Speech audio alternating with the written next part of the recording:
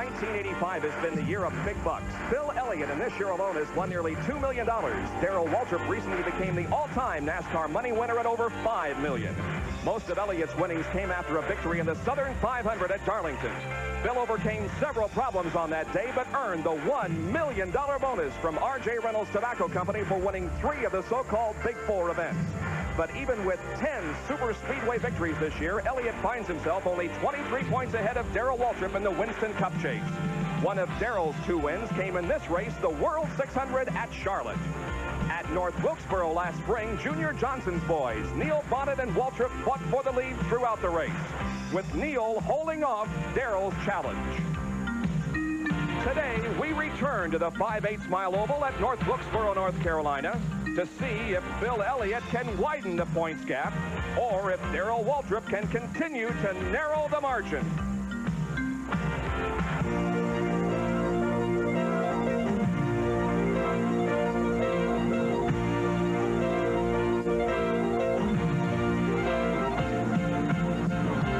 ESPN, now in its 7th season as your #1 auto racing network, presents Auto Racing 85.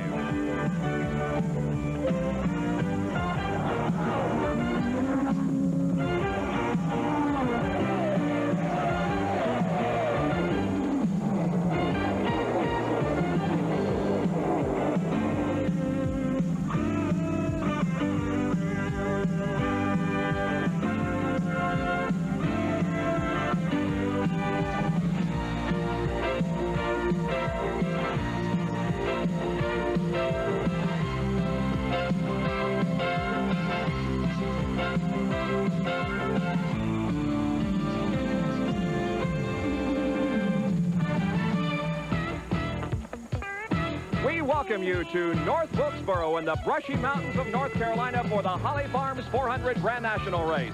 A beautiful day here, 75 degrees, low humidity, few clouds, and little chance of rain.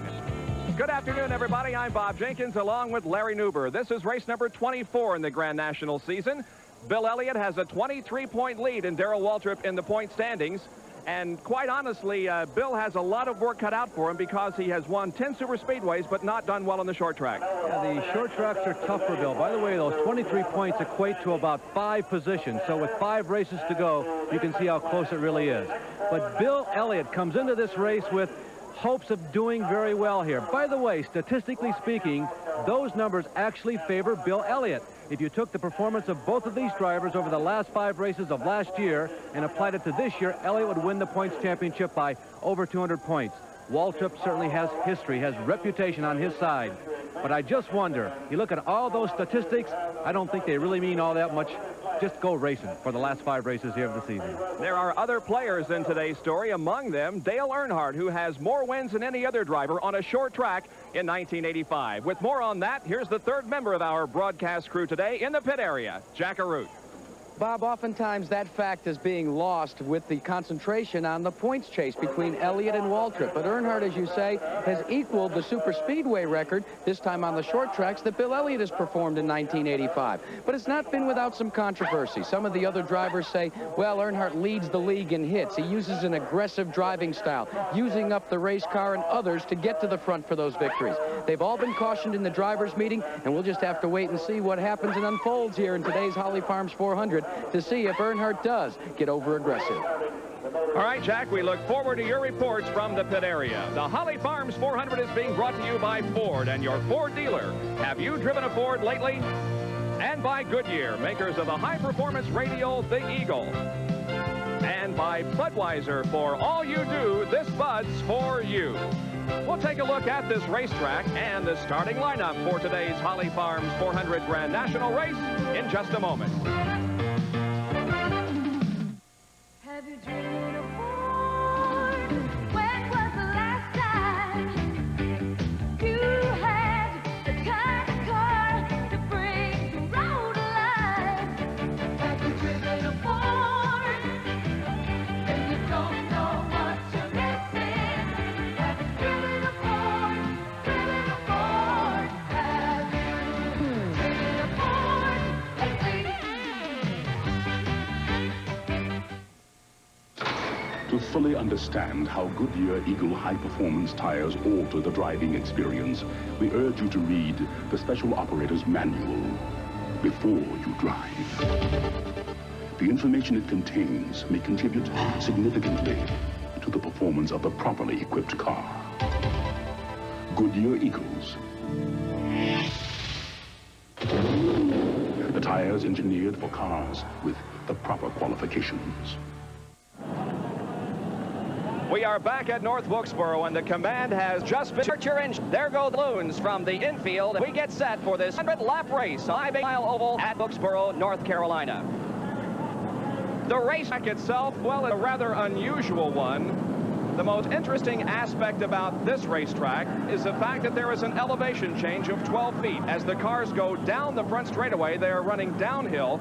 As they go down the backstretch, they are actually going uphill. The width of the racetrack, as you can see, is 60 feet, so it's a nice wide racetrack. The cars now begin to warm up their engines and pull away behind the pace car for a couple of warm-up laps, and then we'll have the start of this race. Bob, there's so much more at stake here in the latter part of the season than just the purse money for an individual race or, of course, the points battle. A number of guys are madly in it, but, you know, you've got that full race. The Winston race of year, the Winston will be a special race every year only. And there are a number of people who, matter of fact, 5 who won in 1984, but have not this year. They would really like to change that. Then you have the Busch Clash. Also, you got to qualify on the pole to be guaranteed of starting in that race. And a lot of people would like to earn that position. Now here is the starting lineup for today's Holly Farms 400. There are 31 cars in today's lineup. The pole sitter is from Pleasant Garden, North Carolina, number 5, the Levi Garrett Chevrolet, Jeff Bodine. Outside of row number 1 in the Motorcraft Ford, car number 15, Ricky Rudd from Chesapeake, Virginia. In row number 2, in the old Milwaukee Pontiac, number 27, Tim Richmond from Dooley, North Carolina. Outside row 2 in the Budweiser Chevrolet number 11, Darrell Waltrip from Franklin, Tennessee. In the 3rd row will be Bill Elliott from Dawsonville, Georgia, in the number 9 Coors Ford. Outside of row number 3, Terry Labonte from Archdale, North Carolina, in the Piedmont Chevrolet, car number 44. Dale Earnhardt starts inside row number 4 in car number 3, the Wrangler Jean Chevrolet. Alongside will be Bobby Allison from Hueytown, Alabama, in the number 22 Miller American. In the 5th row, Greg Sachs in car number 77, and Kyle Petty in car number 7. He, of course, from Randall, North Carolina. In row number 6, car number 33, Harry Gant from Taylorsville, North Carolina. And outside will be Neil Bonnet in the number 12 Budweiser Chevrolet. In the 7th row will be Lake Speed in car number 75 and Tommy Ellis in 18. The 8th row will be number 2 Wallace and 95. Row 9, W. Morgan Shepherd and Marcus. In the 10th row, Ken Schrader in number 90 and Ron Bouchard in 40. The 11th, Bill Parsons in 17 and Richard Petty in 43. The 12th row, Trevor Boys in number 49 and Bobby Hillen Jr. in number 8. In the 13th row, number 88, Buddy Baker, and 64, Clark Dwyer. In row number 14, Jimmy Means in 52 and Eddie Bierschwale in car number 6. In the 15th row will be Buddy Arrington in 67 and Bobby Gerhardt in 25. All alone in row number 16, our 31st starter, car number 74, Bobby Waywack. Jeff Bodine, the pole sitter, is one of the guys who has not won a race in 1985. He has best chance he is not to take a shot here at North Wilkesboro today. The crowd rises to its feet. The field 4, there's already an area. We're looking for a start, and there's the green.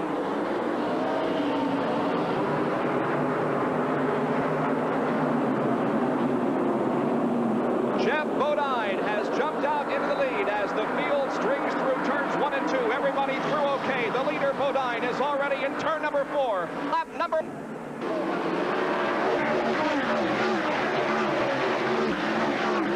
Tim Richmond is in 2nd position and Rudd there, followed by Darrell Waltrip, then Bill Elliott and Dale Earnhardt. Now keep in mind the perspective of the strength of the Junior Johnson cars on this, their home track. We could quote you statistics, but I don't know that that's important. They are just simply as close to invincible as you can get. There's one of them, of course, Darrell Waltrip, number 11. The other one is Neil Bonnet, who won here in the spring in car number 12. But as we told you, Bodine, probably the most successful non-winner in NASCAR in 1985, at least so far. Junior Johnson shops just down the road from this particular racetrack. They test here often. As we complete lap number 3, Darrell Waltrip in number 11 continues to run in 4th position. Right ahead of him is Ricky Rudd as the bumping and banging is beginning already. stages of this race.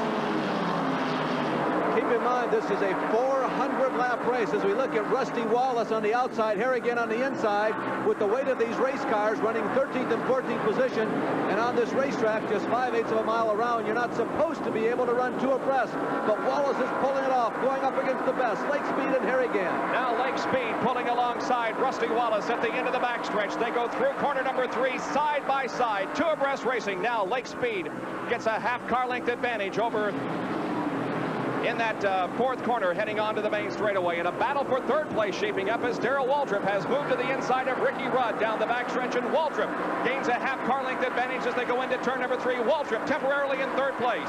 Temporarily, now permanently, when Darrell is down there here at North Wilkesboro, down there on the bottom of the racetrack, I guarantee you that mission to be his.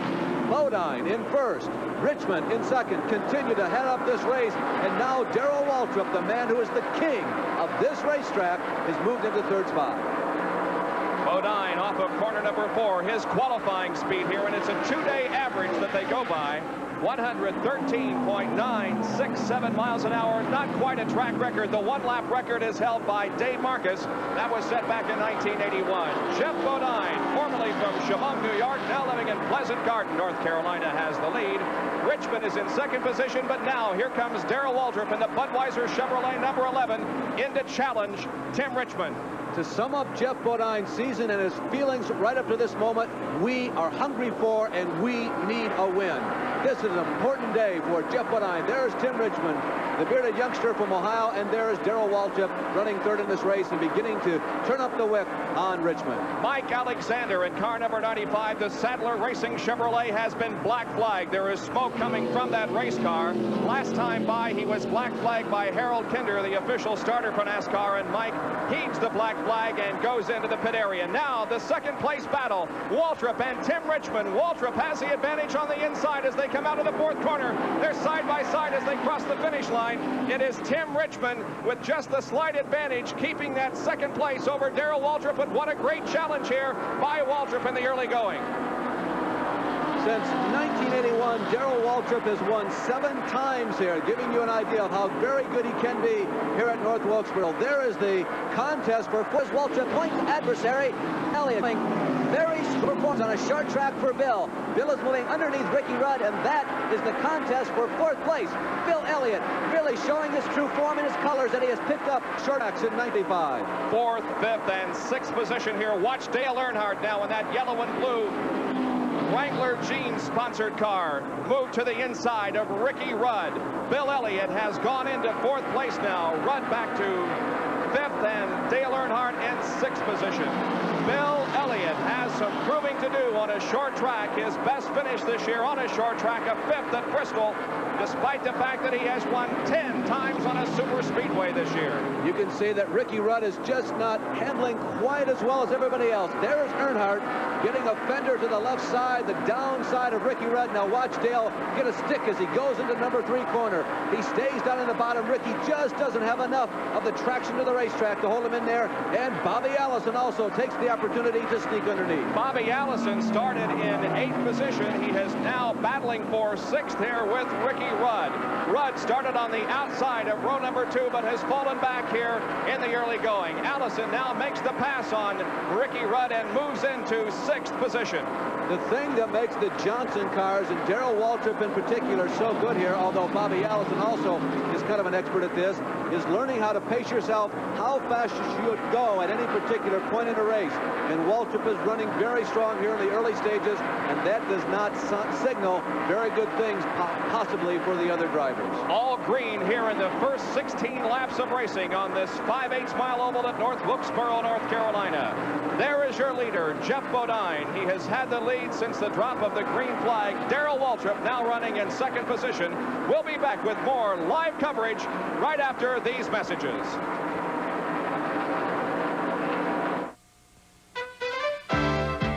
For everyone working to keep the customer satisfied. This Bud's for you. Nobody else can do the job the way you do.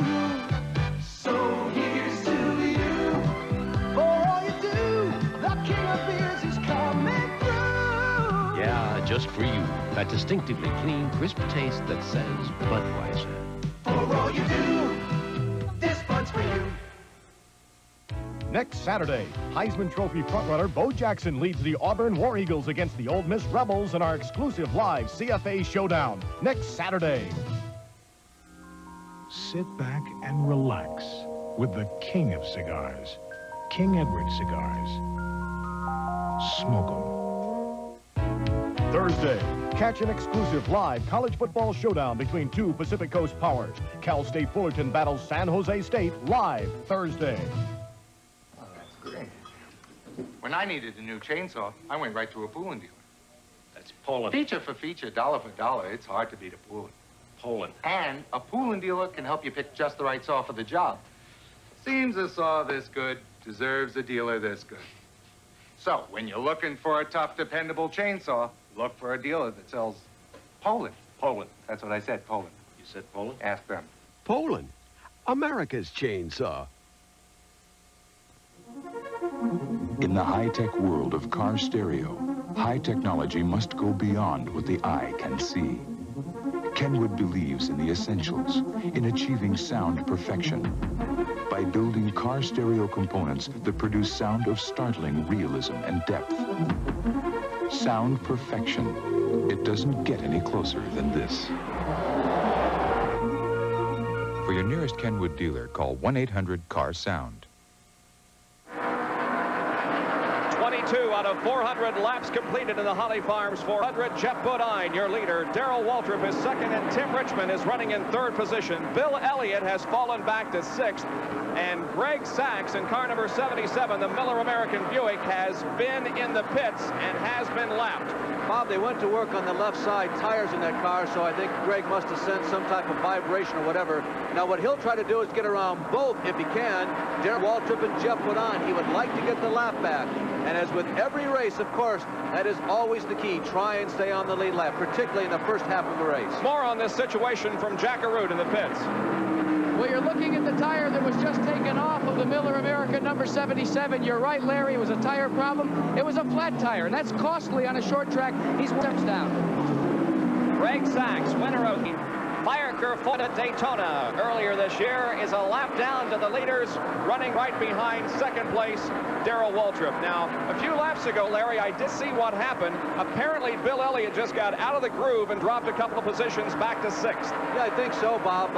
He is a little bit off of the pace that he was running earlier, but he has not dropped back significantly in terms of positions. Right now, he's running with Harry again on the racetrack, but he's still well up into the top 10.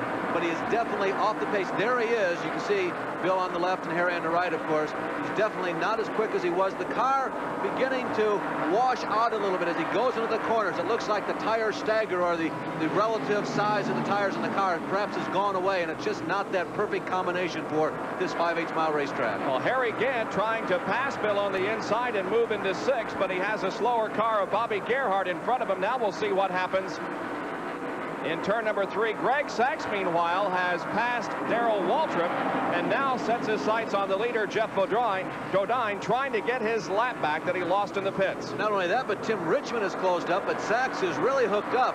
You know, he has fresher tires, although everybody only has 25 laps in the set of tires they have, but he has the freshest tires of anybody out there, and theoretically speaking, they should work better than everybody else's. And I think they are. Greg Sachs is working to get his lap back. By the way, our unofficial report is that Greg may be as many as 2 laps down, to which Jack alluded. But the car running well. Jeff Bodine's, however, is still the leader. And look at this for 6th place. Bill Elliott on the outside and Harry Gant on the inside are going at it tooth and nail for 6th position.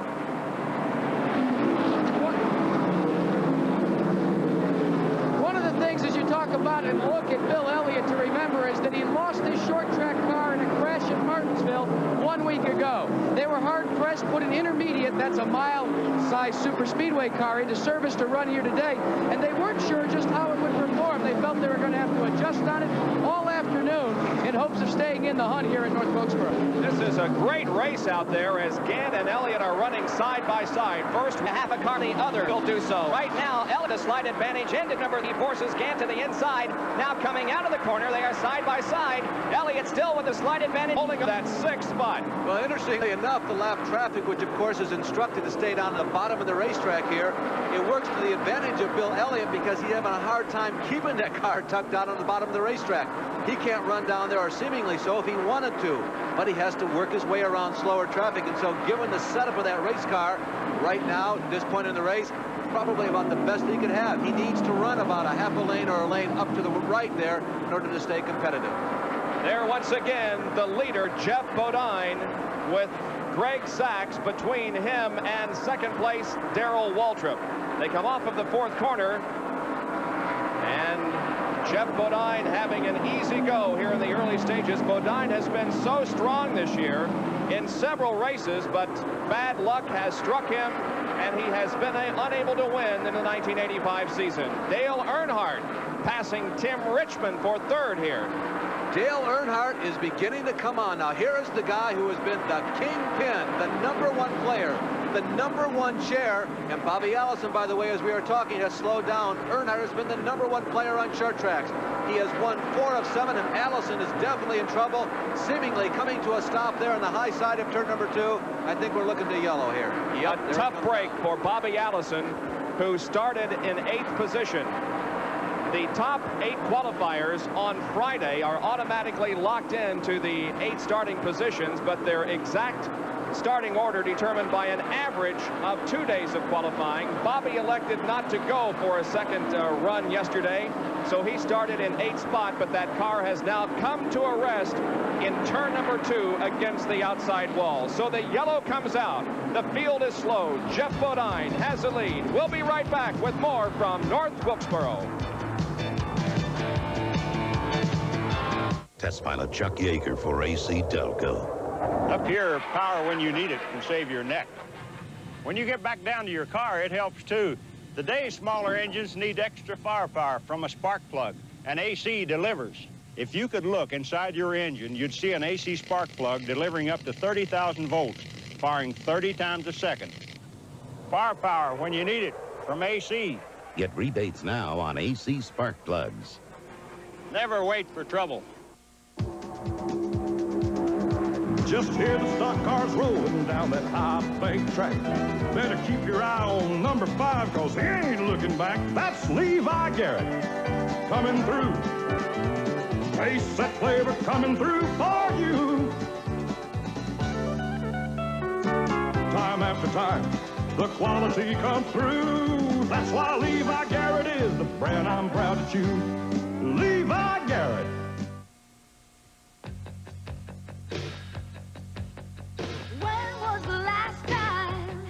You had a car like this to drive.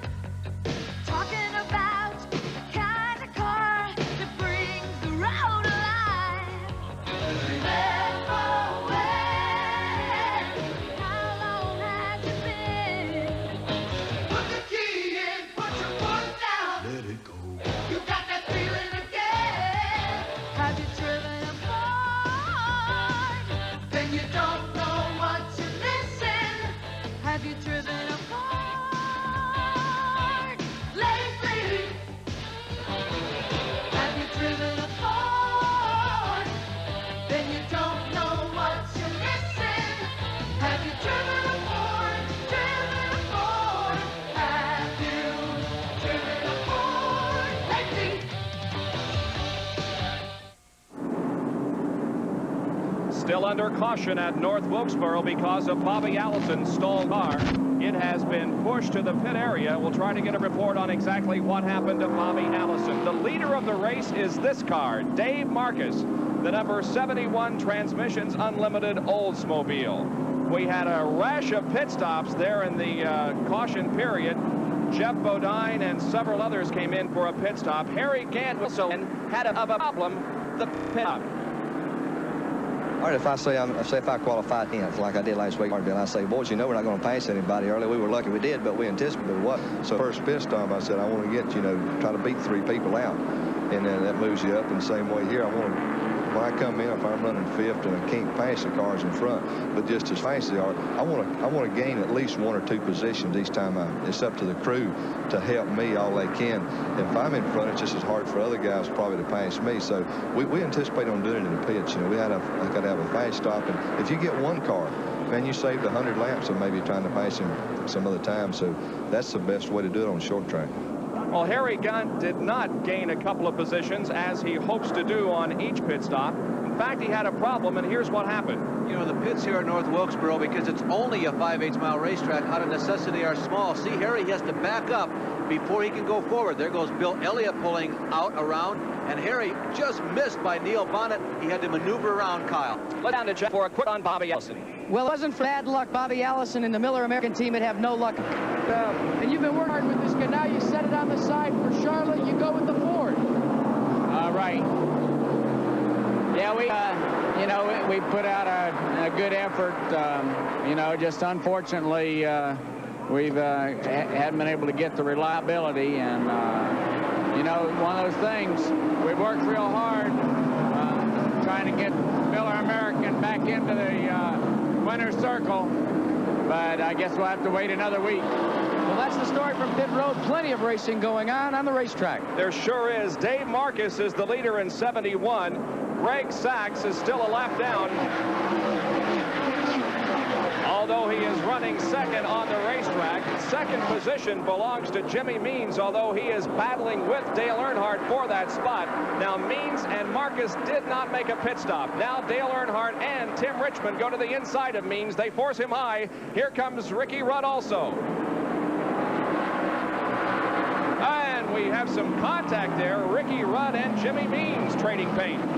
Well, Jimmy Means is a guy who's looking real forward to the 1986 season. The Broadway Motors Pontiac holding fourth up there at the front of the pack. And really, he told me before the race this morning he was going to race very hard. And Jimmy Means is right up there with all the tough guys, I'll tell you. Well, here is what happens quite regularly on a short track, some trading of paint. Jimmy stays right in there, really holds on, really does a great job of driving in that Nichols Pontiac Broadway Motors car, really holding his own up there front. You can see Jimmy, when he decides to put his foot into it, he can run right up there with all the guys up front. It's just that so many times money has held him back and not allowed him to run as quick as he would like to. But he certainly proved right there that given the opportunity, he truly can. There's 5th and 6th position, now 7th, Jeff Bodine. Right behind him is Darrell Waltrip and then Bill Elliott. Terry Labonte, Harry Gant, and Jimmy Means trailing Bill Elliott. Jimmy Means, who turned down the opportunity for a pit stop, remains up in the top 10. There is Terry Labonte, last year's points champion. He runs up front. He still runs in the top 10. He's right behind Bill Elliott right now, and obviously right in front of Harry Gant. They are secure for next year. They're already making their plans for what they hope to be another drive towards the championship. They have not had an unsuccessful season. It just wasn't as spectacular as it was in 1984 when he became the Winston Cup champion. This is the battle for 8th position. Terry Labonte high and Harry Gant low. Gant has the advantage coming out of the corner and picks up 8th spot, dropping Terry Labonte back to 9th position. Terry, formerly from Corpus Christi, Texas, now making his home in Archdale, North Carolina. He's 28 years of age. You can see Ricky Rudd has made a big move. He went around the outside of Jeff Bodine, who was caught in traffic about 10 laps ago. He has followed Tim Richmond through. Earnhardt has the lead. He runs about 10 or 12 car lengths in front of those two guys. Richmond at 27, Rudd at 15, two of the non-winners of the 1985 trail, but many people thought they would be among the winners, and Bodine now rests relatively comfortably in 4th. Greg Sachs had picked up a lap. He went 1 lap down. Now he's been lapped again, so Greg is back to 2 laps in the rear. Well, Dave Marcus continues to set the pace here. He did not make a pit stop, remember, but he's staying ahead of Dale Earnhardt. There is the number 71 of Dave Marcus, and you can see how the interval is tightening up between Marcus and Dale Earnhardt. Earnhardt, a 4-time winner this year on the Winston Cup Trail, all on short tracks. Dave Marcus is a surprising guy. Every once in a while, he pops up and turns in a really good performance. We saw him in a late model sportsman car at Bristol, jump into a race car he did not even plan on driving that weekend, and he he was really the toast of the field for about 50 laps. Then he had to make a pit stop, and they did not have the equipment to service the car the way that Dave wanted. Also, remember that Dave won a rain-shortened race on ESPN a few years back. Back in Richmond, Virginia, that was his last Winston Cup victory. Dave Marcus, the leader of the Holly Farms 400, as we have completed 54 laps. Dale Earnhardt putting the pressure, though, on. And I think it's just a matter of time before we see Earnhardt make the move on Dave Marcus. Earnhardt is well up into the top 5 in terms of the drivers who have the most dollars earned per start in their Grand National career. He has earned over $14,500. He is the car. Oh, Bill Elliott, no surprise with that. There's a shot of Dave Marcus. Darrell Waltrip in that area. Dave Marcus, as we told you before, one of the real veterans of this type of racing, age 44, original home up in Insurance City. That's Wausau, Wisconsin. And that is the driver that holds the one-lap track record here at North Wilkesboro, Dave Marcus. The crew chief for the pole sitter in this race is Harry Hyde. Harry, Jeff Bodine has dropped off the pace just a tad. Are you at all concerned? I didn't quite catch that question you asked me there. I said Jeffrey has dropped off the pace just a bit. Are you at all concerned? Something happened to your speaker there. I don't know what it is. As you can see, it's very, very loud here, and it's tough to hear. Harry, Jeff has dropped off the pace just a bit. Are you at all concerned about that? No, we are elected to come in and put on new tires, and I think it's going to tell on them if we get a long run now. It was a little bit early for a pit stop, but we figured if we come in now, it'll put us in better position later. We sacrificed the front end there temporarily, but we're just sitting there riding now. We're in good shape. Well, Dale Earnhardt is finally making his move on Dave Marcus. How about it, Bob? Well, he sure is, but he cannot pull off the pass. He pulled side by side with Dave Marcus, but Marcus got the advantage coming out of the corner. Now again, they move side by side in turn number 4. This is the battle for the lead. Dave Marcus in 71 and Dale Earnhardt in number 3. Dave Marcus is giving no quarter in any way, shape, or form to Dale Earnhardt. Believe you me, he is not intimidated by the man who has dominated short track racing. He closes the door on Earnhardt. He says, hey, if you're going to go around me, you're going to have to try the high side. You're going to take the long way around. I am not giving in easily.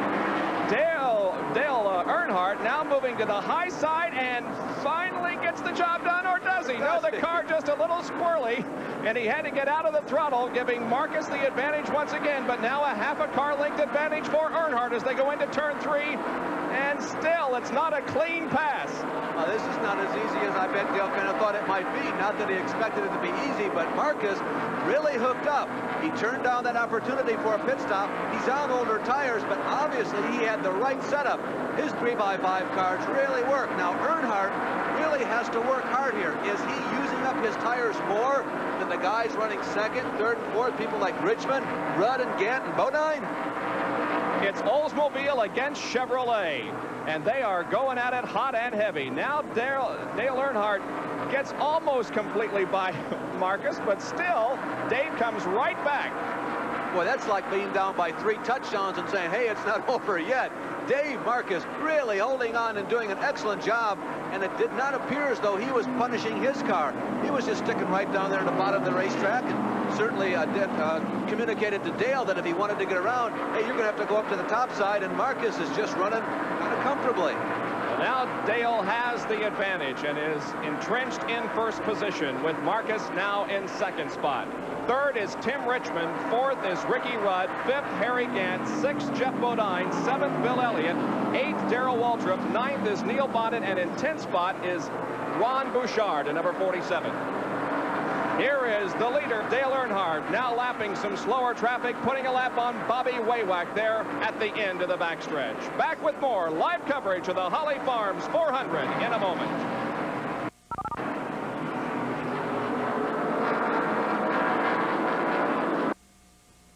At NCR Computer Ways and Means, we believe that time is a vital asset to every medical office, whether it's a general practice or a nursing facility. As a medical application analyst, it's my job to show you how an NCR computer can automate your office, freeing you and your staff to do what you do best, practice medicine. Remember to phone Tony for a free analysis of any type of medical application. A free analysis of your medical office will show how a computer can best serve you. celebrate Carolina Tire's 42nd anniversary with big savings now through September 30th. Get Goodyear's all-season Tiempo radial on sale now for only $29.42. No trade is needed and an optional road hazard policy is available. Saving, serving, and satisfying our customers for more than 42 years, Carolina Tire, more than just a tire store. Hendersonville Road, Arden, and Asheville Highway, Hendersonville. 9,000. Bob Jenkins, Larry Nuber, and Jack Arute back at North Wilkesboro, where 68 out of 400 laps have been completed. Dale Earnhardt, the leader. Dave Marcus is second. Tim Richmond running third. In fourth position is Harry Gant, followed by Ricky Rudd and Jeff Bodine. A good move in the early stages of this race by Ron Bouchard at number 47. He has moved up to 10th spot. Bouchard, who started the race in 20th, of course, they picked up the Valvoline sponsorship for 1985, and I think they really had very high hopes. He has not been able to win a race yet in 1985, but they have really picked up the pace in the second half of the season. They have been stringing together a bunch of top 10 finishes in a row, included in there some top 5s, and actually, they are one of the more successful teams in the second half of the season, and that team has got to be looking forward to next season. Whether or not they come back completely intact, I think that is a question. But I'll tell you, they're one of the nicest bunch of people, and I think if the team would break up, a lot of people would be very happy. They have tried so very hard, and a lot of little things have just jumped up and kept them from an opportunity of getting into the winner's circle. But Ronnie is certainly a capable racer. As a matter of fact, this is, of course, many of you know, this is the kind of racetrack that Ronnie actually cut his eye teeth on, a half-mile or a 5/8 mile oval. Jake Suitcase Elder, the crew chief on this car now, and of course Ron, a former modified driver from the northeastern portion of the United States. There is Dale Earnhardt, who is leading our 400 lapper here at North Wilkesboro as we have battles going on in the pack. Father and son running together out there, Richard and Kyle. Well, behind those first six, Elliott continues on the lead lap, Waltrip, and these guys right here, as you can see, Terry Labonte is in your shot, King Richard Petty, son Kyle Petty, Neil Bonnet is just behind them. Tommy Ellis continues on the lead lap. Rusty Wallace, Lake Speed. Morgan Shepherd saying to me this morning, hey, we really need to finish. I really don't think I'm going to have an opportunity to go anywhere near the win. I just need to finish. The number 17 car of Phil Parsons and 90, Kenny Schrader, all cars in the lead lap. But right now, these two guys, the two Petties and champ Terry Labonte, are in a chain gang, and they're going to work.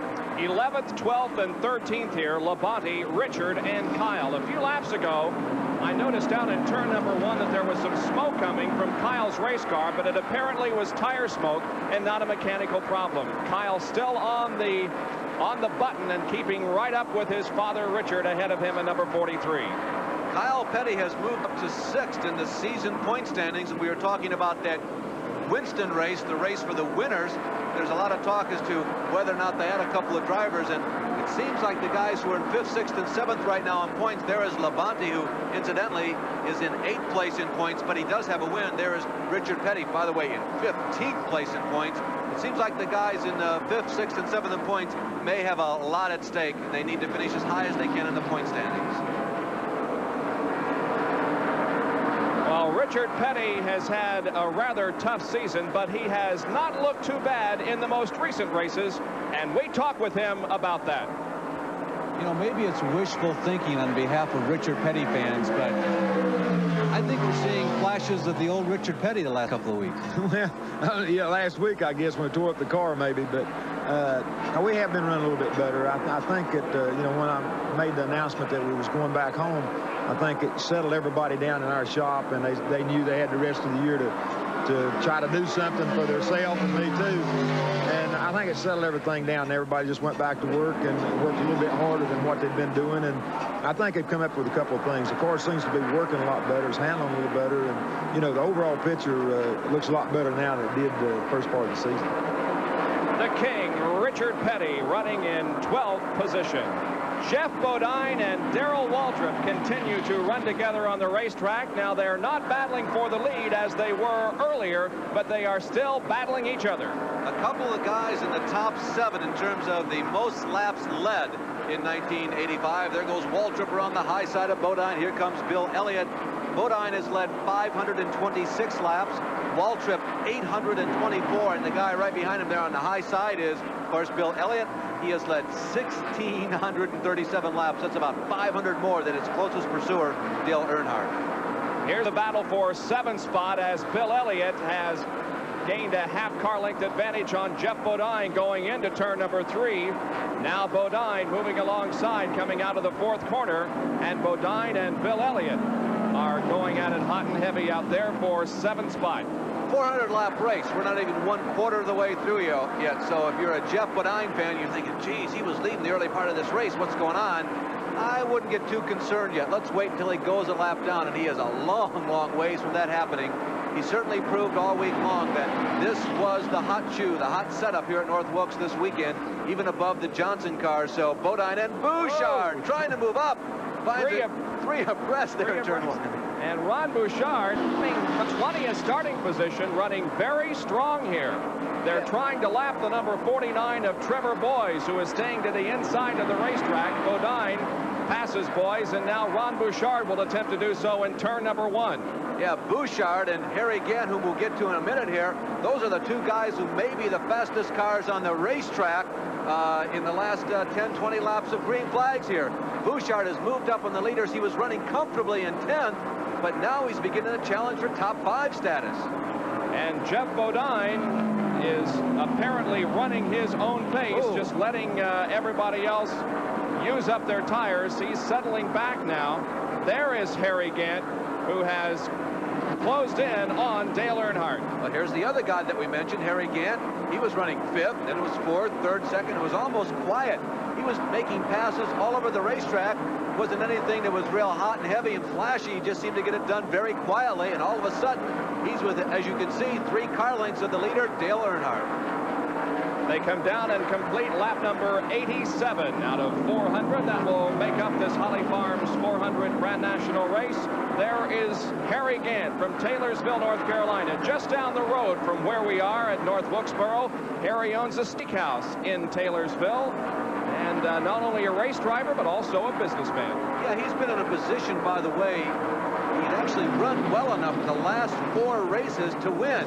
Greg Sachs is back in. We saw him pit earlier. Now they're going to work on the right side, and it looks like this may be one of those agonizing days for the Dyguard people. Great qualified 9th fastest. Robin Pemberton, Gary Nelson is here this week. Those are the 2 guys calling the shots down in the pit area. But boy, these first 75 laps, first 80 laps have been tough.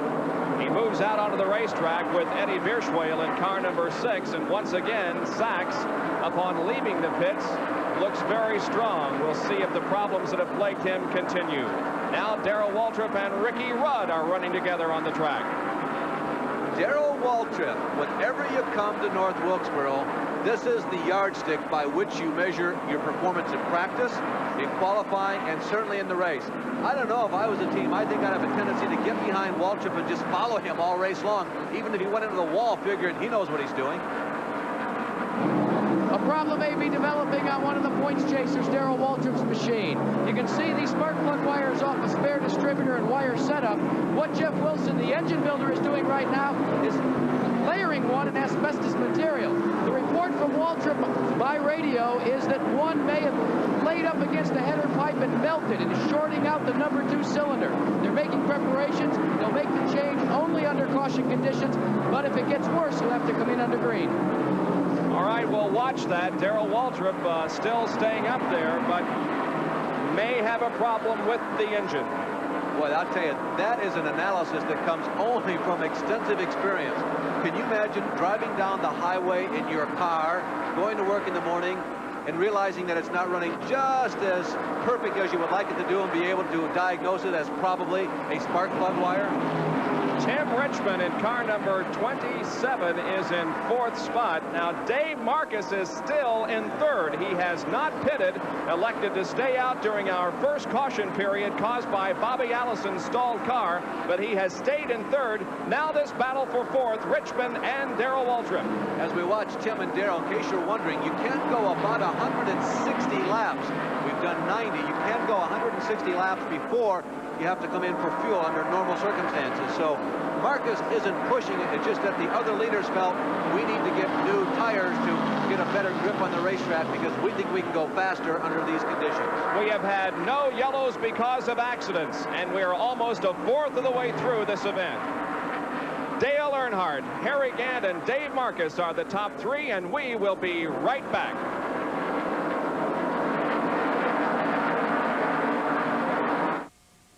This liquid can help keep your engine running cool, prevent corrosion, keep it from boiling over or freezing up.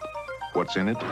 AluGuard, a premium quality antifreeze formula approved by all 4 major U.S. car makers.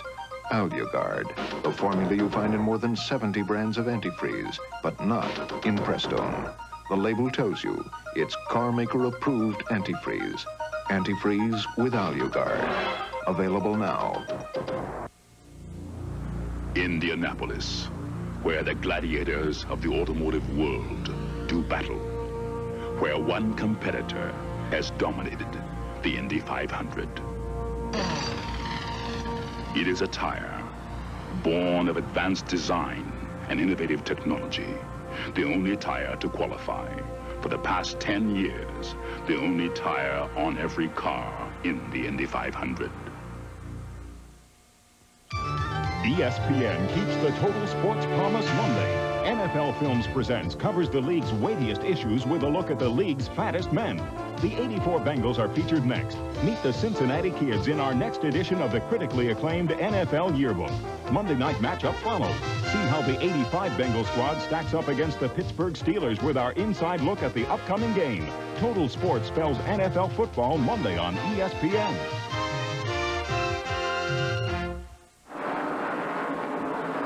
A complete wrap-up on this race and the other major races of the weekend, plus all the latest news from the world of motorsports. Join us for Speedway Thursday evenings at 7:30 here on ESPN. Well, we have had a change of leader. Harry Gant has moved around Dale Earnhardt and assumed command of this event. Yeah, not only has Harry taken over the lead, Bob, with 100 of 400 laps down, they are also beginning to bite into the top 20 cars. Lapping has begun to happen in earnest here. We're moving in on Lake Speed, who's running unofficially about in 17th or 18th right now. And so those guys who have been able to stay on the lead lap now are in jeopardy. Well, not only do we have a battle for the lead, but a 5th place position being swapped here as Ricky Rudd and Tim Richmond go at it. Rudd and Richmond are going after 5th place. Rudd, of course, in the Ford car, which traditionally has not done well, or at least as well as the General Motor products on this type of racing. In the last 105 races, there have been only 8 Ford victories, so Richmond, based on history, may have a leg up in this particular contest. 98.864 miles an hour, the average after 100 laps. As you can see, the race record is a little over 100 miles an hour. The lead continues to be held by Harry Gant, and now he's passing Lake Speed in car number 75 and lapping him. Dale Earnhardt is right there also. Last time down, Mike Alexander again received the black flag. Smoke coming from that race car. Lake Speed, one of the surprises of 1985. He is ranked 10th still in terms of most money won this year, $227,000. And of course, both of those guys, Gant and Earnhardt, another nice shot as they come down, streaming down the front stretch, have won races this year and a whole lot of money. Well, Lake is running in 16 spots, so there are now 15 cars on the lead lap. Harry Gant now with several car length advantage on Dale Earnhardt, but Dale closes in as they go into 3rd and 4th turns. Right ahead of the leader now is Rusty Wallace. He will be the next to go a lap down. Bob, I guess somebody has got to be the best on a particular day as we continue to watch the Midwest Star, the guy from ASA, Rusty Wallace. But Gant and Earnhardt, I'm a little surprised. They have really turned it up here. They're really moving on and moving away from the rest of the top 10 cars. We've been noticing that Rusty may have a handling problem with that car. He is really fighting the wheel as he comes off of corner number 4. Rusty Wallace in the number 2 AluGuard Pontiac. The 1984 Rookie of the Year in Grand National Racing, who says, yeah, we've had a very disappointing season. One of their biggest problems has been engine failures. They've had 7 or 8 that were serious enough to knock them out of a race. Rusty Rusty Wallace, still calling the Fenton, Missouri area his home. His best finish has been a 5th on 2 different occasions. And Kyle Petty comes into the pit area. Kyle was running in 13th. He comes in for a fresh set of tires on the right side and some fuel. Kyle Petty, of course, who has taken over this ride. By the way, this point of the season last year with Buddy Baker as the driver of this car, they had 4 top 5 finishes. So far, Kyle has had only 1, but in points, Kyle is doing significantly better than what Buddy did a year ago. So from that standpoint, maybe it's kind of a toss-up, although they've done very well considering what everybody was really expecting from that team from 1985, and I think Kyle has shown some marked improvement. I truly do. Now Tommy Ellis in car number 18 goes a lap down. 13 cars are on the lead lap. Dale Earnhardt also passing Tommy Ellis there on the high side of turn number 2. They're lapping the number 64 car of Clark Dwyer, the Senny King Ford. There they go around Bobby Gerhardt. Bobby, who says that this is his favorite racetrack.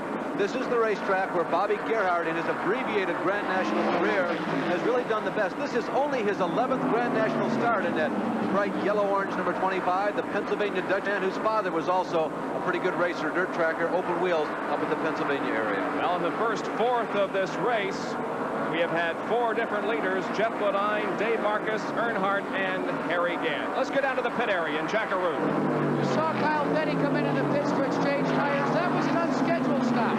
Tires are beginning to play a story. In Tim Richmond's pit, the word from the radio is he thinks he has a right rear tire going down. But it may be a benefit to them to know that their scheduled pit stop is scheduled for lap 155. So they're asking Richmond to hold on until then, and they'll make the exchange. All right, Tim is involved right now in a battle for 6th spot with Bill Elliott. Tim has just lost 6th. He's now back to 7th, and Elliott is running in 6th position. Right behind Tim is Jeff Bodine, the pole sitter of this race. Well, theoretically, and I underscore that theoretically, everybody can go almost up to lap number 200, maybe lap 190 and 195 before they have to stop again. And I'm a little surprised that they're talking about coming in as early as lap 155. Now, talking about open wheelers from the Northeast, there are a couple of guys who were reasonably successful in that type of racing. And as we watch Jeff Bodine and Ron Bouchard, one of their longtime friends and cohorts, one of their colleagues, Satch Worley, won here yesterday in a modified race. The old veteran Satch performed before live ESPN cameras yesterday and led every lap of the race, but it wasn't as easy as it looks on paper. He was challenged by Paul Radford and Johnny Bryant for most of that race. Young Bobby Hutchins ended up finishing well up in the top 5, but Satch got another one. It was his 6th win in the last 5 years here at North Wilkes. And of course, there was a bad accident during that race that caused a red flag. The pole sitter of the event, Frank Fleming, hit the wall hard down in turn number 1. He was removed unconscious from his race car. However, the report was that he regained consciousness in the hospital and is going to be okay. That's good news for the young man, Frank Fleming, who drove here in the modified race yesterday. As we continue to watch Bodine and Bouchard, another guy who won yesterday, who is of great interest to all NASCAR fans, is Jack Ingram. They ran at the Orange County Speedway. That's the one down here in the south, not the one up north. And Ingram won the race. Larry Pearson was 2nd, and Dale Jarrett was 3rd. But the big story is that the Ironman once again reassumes the points lead over Jimmy Hensley.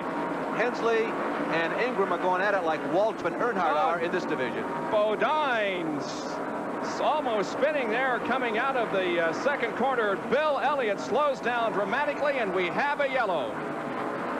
Jeff Bodine getting through. He's got some damage to the outer right front fender of the race car. Let's see how it happened now.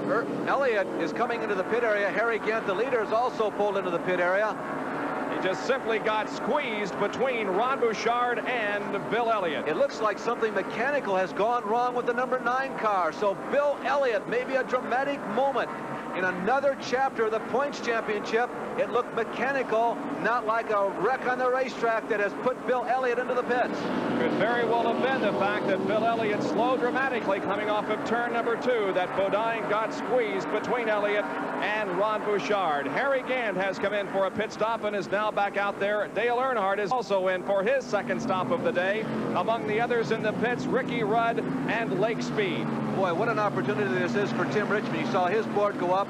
There is Tim with the nose of the car just in the shot. Gant has already been in and out of the pits. There is the other man he's been battling with, Dale Earnhardt, trying to get out. Gant is already on the racetrack and at least is reassumed the position ahead of Dale Earnhardt. Well, let's look at it again and try to determine what happened. They were coming out of corner number 2 when Elliott apparently slowed down. Elliott slows down. Jeff Bodine on the binders tries to stop. Ron Bouchard does not have much of an opportunity. He bangs into Jeff Bodine, but the guy who looked like he was in the most serious problem was Bill Elliott, and the car is on Jack's. Let's go down to Jack Arute, who has an update on Darrell Waltrip's situation. Well, both of the point leaders having problems. The Elliott update is its rear end gears, but here in Darrell Waltrip's pit, you can see Junior Johnson and the crew going to work. They're diving over the engine and make the exchange of that spark plug wire, as we said. One crew member is looking out for the pace car. They're trying to make this change without going a lap down. They've changed the plug wire. They're getting set to reassemble it at this time, trying to connect that spark plug to the number 2 cylinder. They're tapping on each other, trying to drop the hood, put the hood pins in. It's going to be a drag race down to the end of pit road. Yes. Waltrip will not go a lap down. He will make it, Jack. The field is right here at the start-finish line while Darrell Waltrip is in turn number 2. So Darrell does not go a lap down, but Bill Elliott has, as that car remains up on Jack's. An unbelievable turn of events here in the last 2 or 3 races for Bill Elliott. I don't think the crew is necessarily folding the pressure. It's not that. It's just the luck has not been going their way. They have finished 17th, 20th, and 12th in the last 3 races, and right now they sit silently up on jack stands in the pits while the race continues. They're getting set to replace the rear end gears. You can see one of the crew members here in the camera working on it, getting it set up. They've removed the axles. They're draining the fluid. This is very, very difficult to do on a short track because that rear end can get so hot that you literally can have a rear end fire when you drop the grease out of it. They're going to work underneath the Melling Coors number 9 at this time. Bill Elliott is just waiting patiently. Meanwhile, Darrell Waltrip is getting set to come back into the pits to complete his task. Trouble falling on both of the points leaders, but one is up on Jack's. Darrell Waltrip stays in the lead lap, and the hood goes up once again. They've got to complete the work on this machine. That's what they're doing. Waltrip waiting silently, and we're watching both of the leaders now in the points, not in the race, going after it with mechanical problems. Well, Junior Johnson directing the operation on Darrell Waltrip's car. You can see them working feverishly in the engine compartment while the Bill Elliott crew works under the car trying to change the rear end gears on that machine. Feverish work underway. There's Junior. Other crew members telling them, let's get going. Here comes the pace car. I don't think they're going to make it this time, Jack. They're going to lose a lap. They're going to lose a lap here. Problems have been falling Darrell Waltrip now. His engine has died. It is not fired. They tried to restart it, keep from going a lap down. They are now pulling the entire distributor system. The cap is coming off. This is incredible that both the front runners are having mechanical problems, and Waltrip is very upset and ejected inside the car. What a terrific story here in the points chase. 23 points separate the 2 key players resting on pit road. Junior Johnson looking over the distributor, and Larry and Bob, they've gone 1 lap down already. Johnson working hurriedly, but down by the distributor. You can see it there in the camera. A tough break. They're watching for the pace car. Are they going to go another lap down? The engine is not fired again. Go another down, Jack. McKean is coming. Comes the feed. Darrell Waltrip's 2. Let's carry him. Well, in case you're wondering, the yet is a real challenge to the supremacy in terms of points of these 2 guys.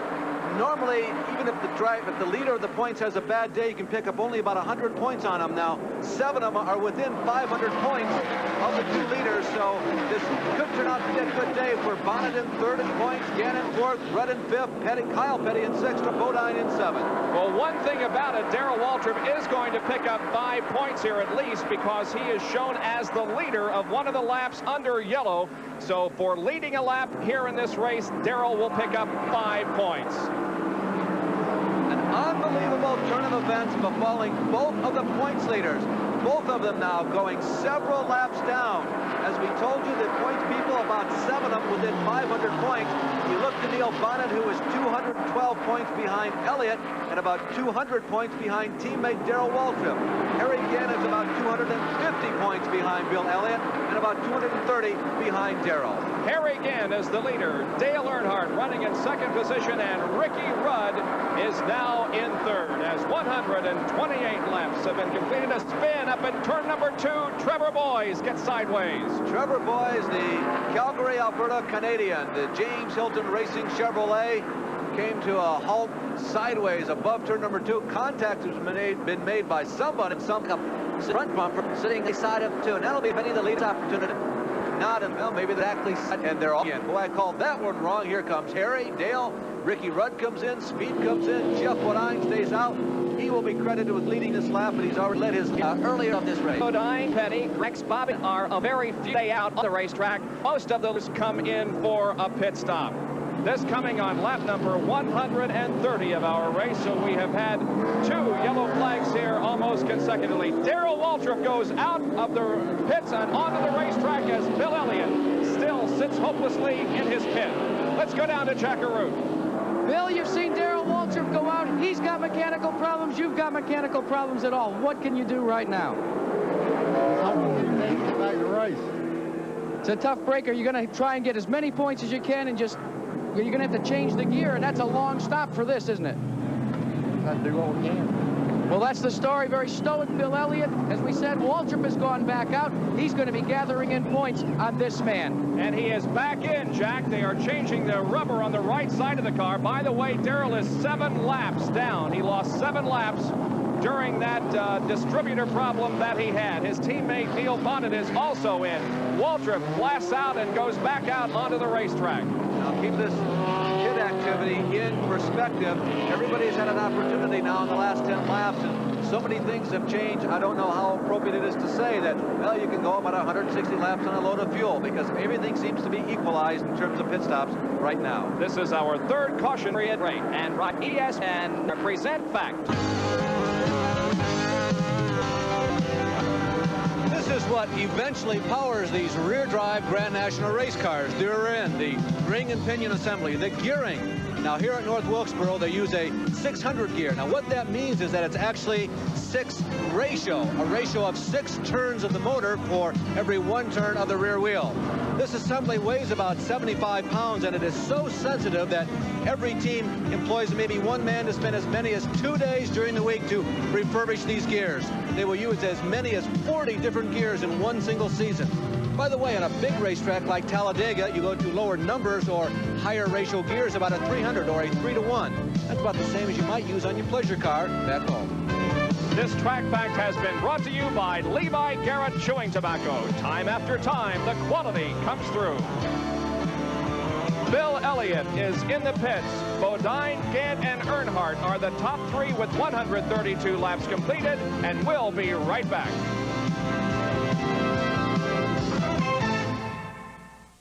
Stay on top, quick feet. Oh, that's good for. Man, I tell you, now that's tough to get the hang of. So is that smokeless tobacco, Walt. Go long cut now, it's real easy to use. Don't give it a try. Long cut means it packs easy, so it stays put between the seat and gun. Not moving around. Yep, Skull Long Cut makes it real easy to enjoy tobacco without lighting up. Got a nice taste to it. And it comes in wintergreen or mint.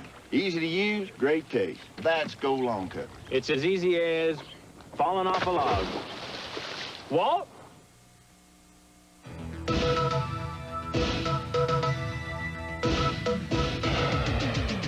One of the world's best drivers talks about Ford quality. You gotta feel the handling Ford engineers have designed into this T-Bird Turbo Coupe. Look how Ford's Quadra-Shock suspension keeps those wheels in touch with the road. This is what driving's all about. Hey, wait a minute. Tomorrow drive's all about cruising down with the fam. That's fine to different handling Mercury Grand, which is impressed as shock and mark after you control ride. Either way, we're building a feeling into these cars. A feeling of quality. And whether you're looking for the tight handling of a Thunderbird Turbo Coupe or the quiet ride of a Mercury Grand Marquis, you're gonna like that feeling. Ford, you'll feel the quality because quality is job one. Just hear the stock cars rolling down that high bank track. Better keep your eye on number 5, cause he ain't looking back. That's Levi Garrett coming through. Taste that flavor coming through for you.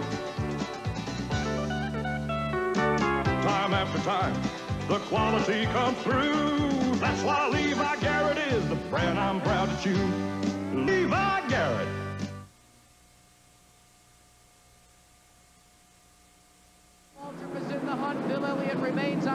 they've just about concluded the exchange of the rear end gears. And here's the faulty gear. You can see some of the problems. They've been meshed up here and just chewed up. Not too bad, but bad enough to lock it up so that he couldn't continue. Costly stop for Elliott. Updating you on Waltrip, as we said, at least 7 laps down, but he's out there gathering in points over Elliott, your leader. And on the racetrack, it is Harry Gant that is the leader, although Kyle Petty is ahead of him. Now, Harry moving to the inside in turn number 3. Gant is the leader of this race as Kyle is at least a lap down. Jeff Bodine, who nearly became a victim of that Bill Elliott problem and got squeezed between Elliott and Ron Bouchard, is running second, and Dale Earnhardt is third. Yeah, I don't think there's any question that Harry Gant has shown more strength than anybody else in this race. He was just behind Jeff Bodine. Both of them were behind temporarily Kyle. And Harry moved around Jeff, simply dispensed with him, then went to work on Kyle, and now here getting demanded, as we told him, more races, and they've been able to win things just in his way. Not a particularly good qualifying round for Harry Gant here earlier this weekend. He starts in 11th position and qualified about a half a mile an hour slower than the pole sitter, but nevertheless in 11th position. But now Harry Gant looking strong here as we have completed 40. One thing, Jimmy, probably I said he hasn't won, that is, he hasn't won all 4 of them. He did win, and Jeff Bodine slides in turn number 1, losing the handle there for just a second as he tries to mount Tommy Ellis. Getting ready to push Bill Elliott back onto the racetrack. It will fire up. Wanted to make comment that Harry Gant did win at Dover a couple of races ago. Right now, Dover, or rather Gant, the dominant man here. Elliott still not ready to go. They thought they had it together, but it just wouldn't fire. So they push him back into his assigned pit spot, and will take a further look at this situation. They are beginning to push it once again, trying to get it started, but to no avail. They'll have to back it up again. Jeff Bodine, despite the fact that he got high on the racetrack in turn number 2, and you can see the body damage there on the right front of the car caused by him hitting the rear end of Bill Elliott's car, did not lose a spot. He remained second and a few car lengths ahead of Dale Earnhardt. Jeff Bodine, the man who came to Grand National stock car racing after a tremendous career in the open wheels. He and his brother have had pretty decent seasons. He told me earlier this week that even he is a little surprised that brother Brett has done very well. There's Buddy Baker, who has been pulled into the pit area. Buddy may be out of this race. They have the hood up on that car. I see no frantic activity, and I think Buddy has dropped out. He was penalized a little bit ago for passing under the yellow flag just before the green drop. Jack can tell us the situation involving Buddy Baker. I'm with Robert Harrington, who's the crew chief for Buddy Baker's machine. Now, Buddy has made his way back into the trailer. Robert, what exactly has happened that's precipitated your retiring from the event? Well, Jackie, we came in to make a pit stop, and when we made a right side stop, we seen we had a left was flat, so we had to go back around and come back in and change tires again, and it was under yellow, so we got a 2-lap penalty for that. So we were running 2 laps down, and Harry Gant and Earnhardt had just lapped us again, and the caution came out. Harry Gant dived into pits, and we beat Earnhardt back across the finish line, which should give us one of our laps back.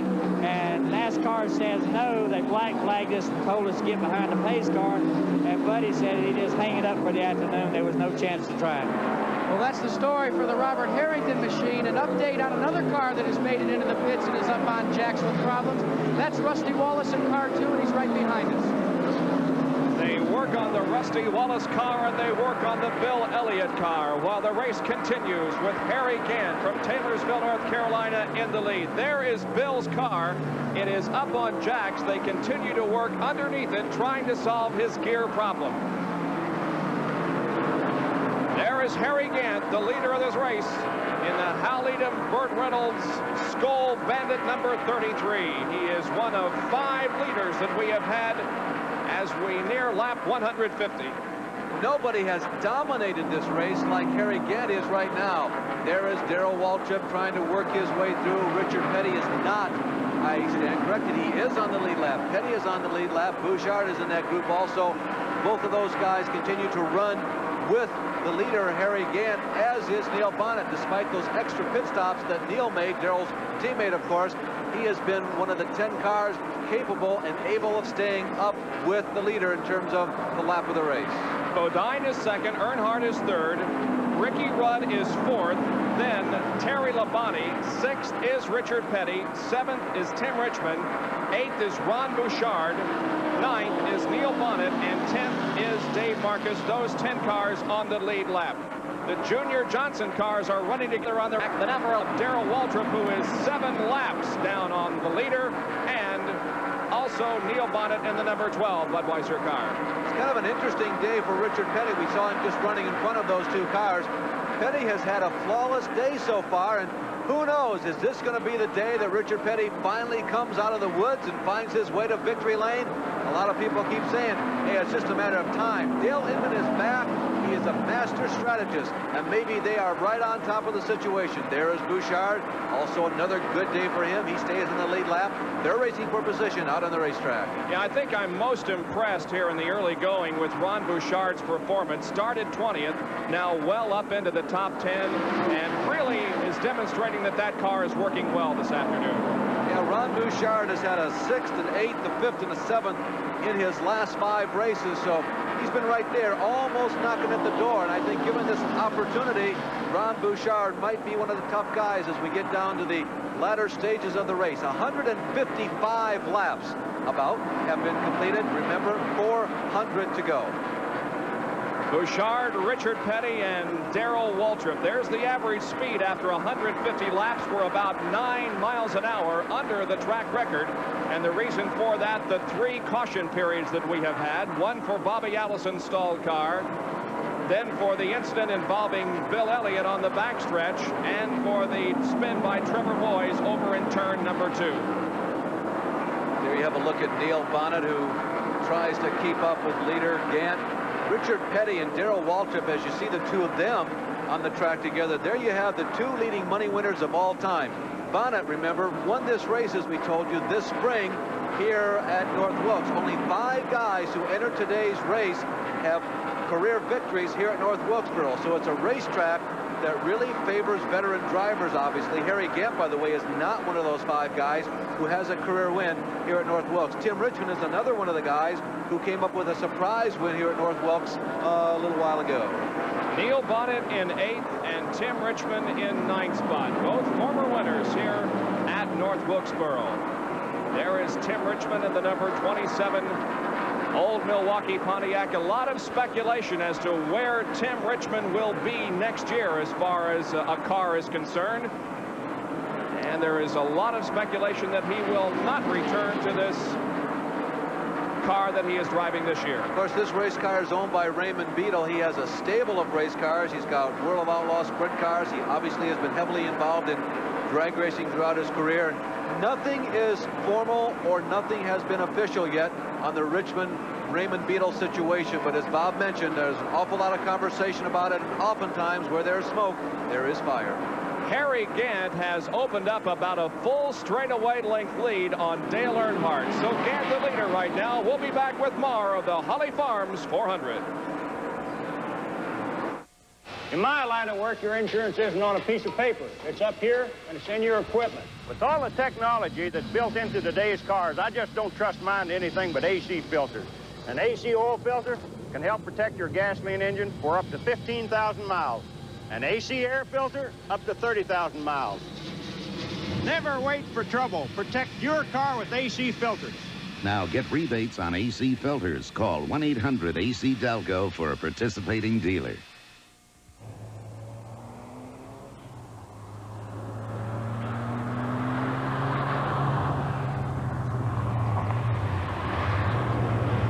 Every Ferrari 308 leaving Italy for America leaves on Goodyear radial tires, and only Goodyear radial tires. Why? Because Mr. Ferrari wants it that way.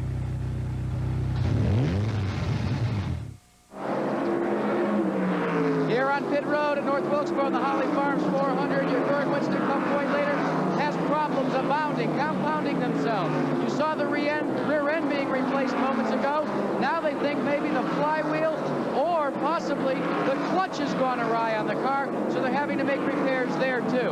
Let's update you on the condition of Darrell Waltrip's machine. The spark plug wires continue to melt. They're making strategy right now to change them once again during the next pit stop. So for the points leaders and the chaser, when it rains, it pours here at North Wilkesboro. Well, Jack, Bill has not dropped out of a race because of mechanical problems since 1983. There were 2 races in '84 he did not finish, both of those because of accidents. And also this year he has failed to finish 1 race at Richmond and 1 at Rockingham. Again, both because of accidents. They've had a tremendous track record in terms of mechanical problems. They just haven't had any. They've done an excellent job in that category, Jack. Larry, don't count Bill Elliott out, though, as far as finishing the race. Points are so very important. That's why they're going through so much work here to make changes that you'd normally do in a garage over a period of days. Remember, points pay back a lot further in Winston Cup than in a lot of the other series that we cover, like Carter Formula One. Now, even if Bill is race behind Waltrip, standing total for 94 as we top of the show, based on the accumulative total last season, 1984, the last 5 races, if you could project that to 1985, Elliott would still be the champion. So even though he may come out of this with a great deficit to Darrell Waltrip, he certainly has a tremendous shot at him for the rest of this season. Well, gentlemen, every sanctioning organization has their way of giving out the points. And NASCAR has a rather unique system that's led to this situation here this year. With a further explanation, here's Jack. Bill Elliott has scored an impressive 10 victories in 1985 and leads the Winston Cup points chase. His nearest competition from Darrell Waltrip, a 2-time winner this season. The margin between the two is a mere 23 points, or the difference between winning and finishing 5th in today's race, and therein lies the rub. Utilizing Kart's point system, Elliott would have a commanding lead. And as you look at the Formula One point system, it's easy to see that Elliott again would have the upper hand. But this is NASCAR, where the goal is to reward consistency rather than focus solely upon winning. For Elliott, that fact does not go unnoticed. I felt like they were fair several years ago, and I still say it. I think it's still based on consistency. You know, here we've gone through several races that, like, for example, Richmond at the first of the year, where I wrecked right off and I finished in the 20s, and same way at Rockingham. But there again, you've got to be consistent each and every week, and where the points really add up is when you can get in the top 5 finishes. For Darrell Waltrip, even though the system has indeed kept him in the hunt this year, it's one that he too wishes would change. We've thought of all kinds of scenarios. Bonuses for leading the most laps, a bonus for winning, a bonus for setting on the pole, a bonus for dominating an event, set on pole, lead the most laps, and win the race. But there needs to be at least a 10 or 15 point spread between first and second under any circumstance. It seems a bit unfair at first glance, but here's how NASCAR's point system works. Each finishing position pays a decreasing number of points. 1st through 6th drop off by 5 points, 7th through 11th by 4 points, 12th through last place only by 3 points. Last place, by the way, as you can see, pays 73 points. There are additional bonus points available as well, 5 for leading a lap and an additional 5 for leading the most laps. So it's possible for a driver to finish second and score the same number of points as the race winner. There is one big thing that the system generally does ensure: packed grandstands for the series final races. Since 1979, the Winston Cup Points Championship has not been decided until the final race in California has received the checkered flag. And we have a packed grandstand here this afternoon. They're watching work on the Bill Elliott car. He's been in the pits for several laps now and is no longer a threat to win this race here at North Wilkesboro. Here are the top 10 at this point. The leader, Harry Gant, then Jeff Bodine, Dale Earnhardt, Terry Labonte, and Ricky Rudd. 6 through 10, Bouchard, Petty, Bonnet, Richmond, and Marcus. We'll be right back.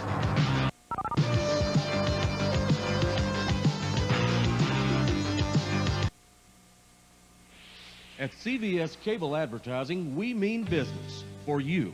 Cable advertising targets the local audience like no other advertising medium can. and at a cost so low it's within the budget of almost any successful business. Nowhere else can an advertiser get the visual impact of TV, the quality audience of cable TV viewers, and the high frequency and penetration in your target area without having to pay to reach viewers who live too far away from your business to respond. If you're in business, it's time you put CVS Cable Advertising to work for you. The cable advertising we've done, we've been very happy and very satisfied with. We feel that our response has been excellent. Here at Waynesville Cycle Center, we've been using creative video services to run our motorcycle commercials on ESPN, and it's really paid off for us, bringing customers from all over Western North Carolina. I think it's a good deal, and I'll definitely be using them again. For more information, call CVS Cable Advertising. The Holly Farms 400 Grand National Race from North Wilkesboro, North Carolina Speedway, live on ESPN. I'm Bob Jenkins. Larry Newber and Jack Arute are also here, and we have Harry Gant in the lead at the present time. Here he is sneaking up on Dave Marcus in number 71, who led this race earlier but is about to go a lap down. Boy, if there was ever any question about how strong Harry Gant has come on, this picture tells it all. Here's the guy, and Marcus pointing the way for Harry. You saw the orange glove come out the window and point down to the inside, said, Harry, I'm going to let you go. But just a few laps ago, Marcus was battling for the lead, but now he knows that Harry is definitely the quickest man on this racetrack right now. Harry is really putting everybody away. There are 9 cars now on the lead lap. Marcus is running in 10th and has fallen a lap down. Jeff Bodine running second, and Dale Earnhardt is in 3rd position, but Harry has about an 8-second lead. That equates to more than a full straightaway lead. And Richard Petty is also doing well on this Sunday afternoon. He's running in 7th spot. Yeah, he got batted around pretty good last week in the short track at Martinsville. There are a lot of fairly well-publicized pictures of the straights that Richard found himself in several times last week, but boy, this week has been very clean, and Richard is definitely having one of his better races. The man who has won 15 times, he is tied with Darrell Waltrip for the most wins ever, I think, at this racetrack. 7th, 8th, and 9th here, Richard Petty, Neil Bonnet, and Tim Richmond. Not too far behind Tim Richmond is the leader of the race, Harry Gant. Now, Neil is 3rd in the points to go this event. Waltrip, both an experiential problem first half event. Neil stands to gain some points. Elliott has gotten his car down in area as work continues on it. We might mention that Frank Fleming's relatives called us to say that he has been released from the hospital. Is a little shaky, but no serious problems. Frank, the driver involved in the modified crash yesterday here at North Wilkesboro, and we're very glad to hear the good report on Frank. A couple of minutes ago, we were talking about Richard's wins here. It's Petty Enterprises, which is tied with Johnson Enterprises, Junior Johnson race teams for the most career wins here, but Richard is still ahead of Darrell in terms of driving. Richard has 15 wins here, whereas Darrell owns 8. Most of those, however, coming within the last 5 years. Richard Petty has an impressive record here at North Wilkesboro, 15 wins. Darrell Waltrip has taken the checkered flag 8 times on this racetrack.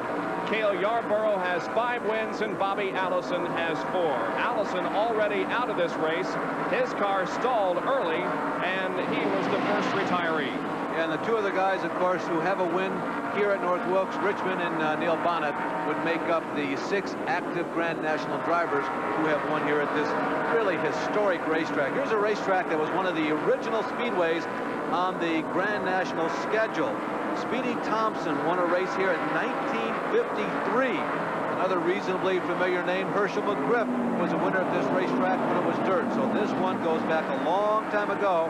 As a matter of fact, in October of 1949. Now, how many of you, be honest, can remember that? It was one of the original Grand National events here, and Bob Flock was the winner. And guess who was second? A guy by the name of Petty, as a matter of fact. No, it wasn't Richard. It was Papa Lee. Look at how well the Skull Bandit Chevrolet of Harry Gant is working.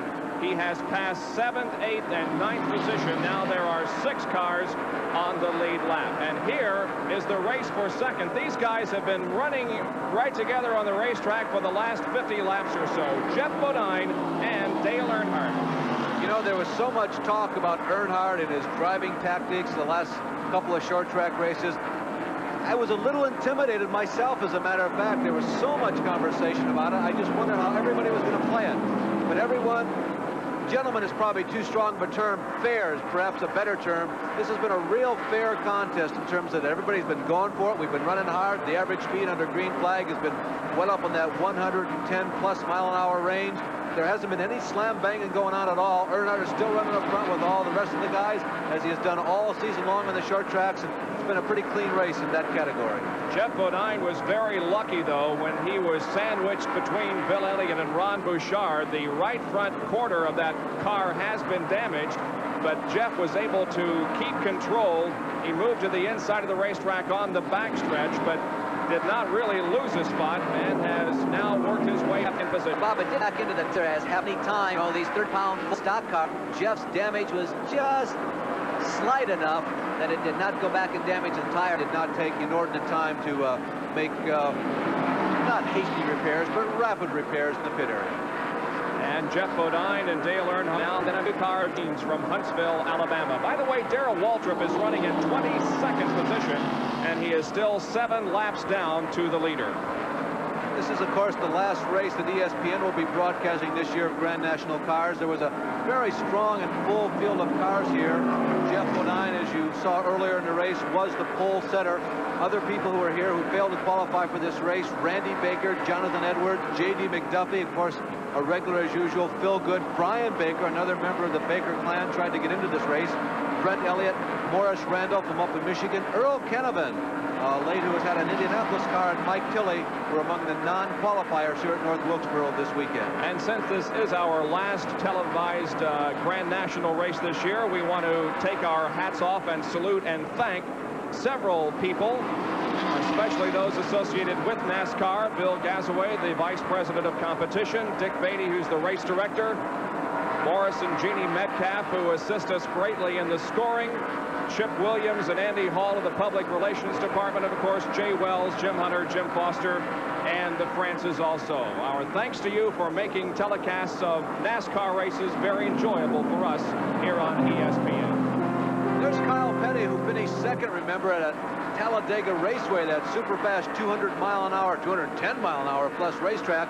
Kyle going to the inside of his father, Richard, as they try to improve their lots in life within the top 10. Kyle also backed up that Talladega second place with a third place at Dover. He has finished 5th at Martinsville just a week ago. He also has a 4th at MIS, so he's had a number of finishes in the top 10. As a matter of fact, 4th, 5th, 6th, 7th, and 8th is one of the mainstays. It marks one of the mainstays of the Kyle Petty season. It has been a successful one. So we are now at the halfway point of this race. 200 laps have been completed. Richard Petty, the man who has said that has a lifetime contract with the letters that are there on the rear quarter panel of the car, STP, certainly a very strong name in automobile racing competition. Darrell Waltrip is the all-time money winner in Grand National NASCAR competition. He accomplished that feat just last week. He surpassed Richard Petty, and we had an opportunity to ask Richard about that situation.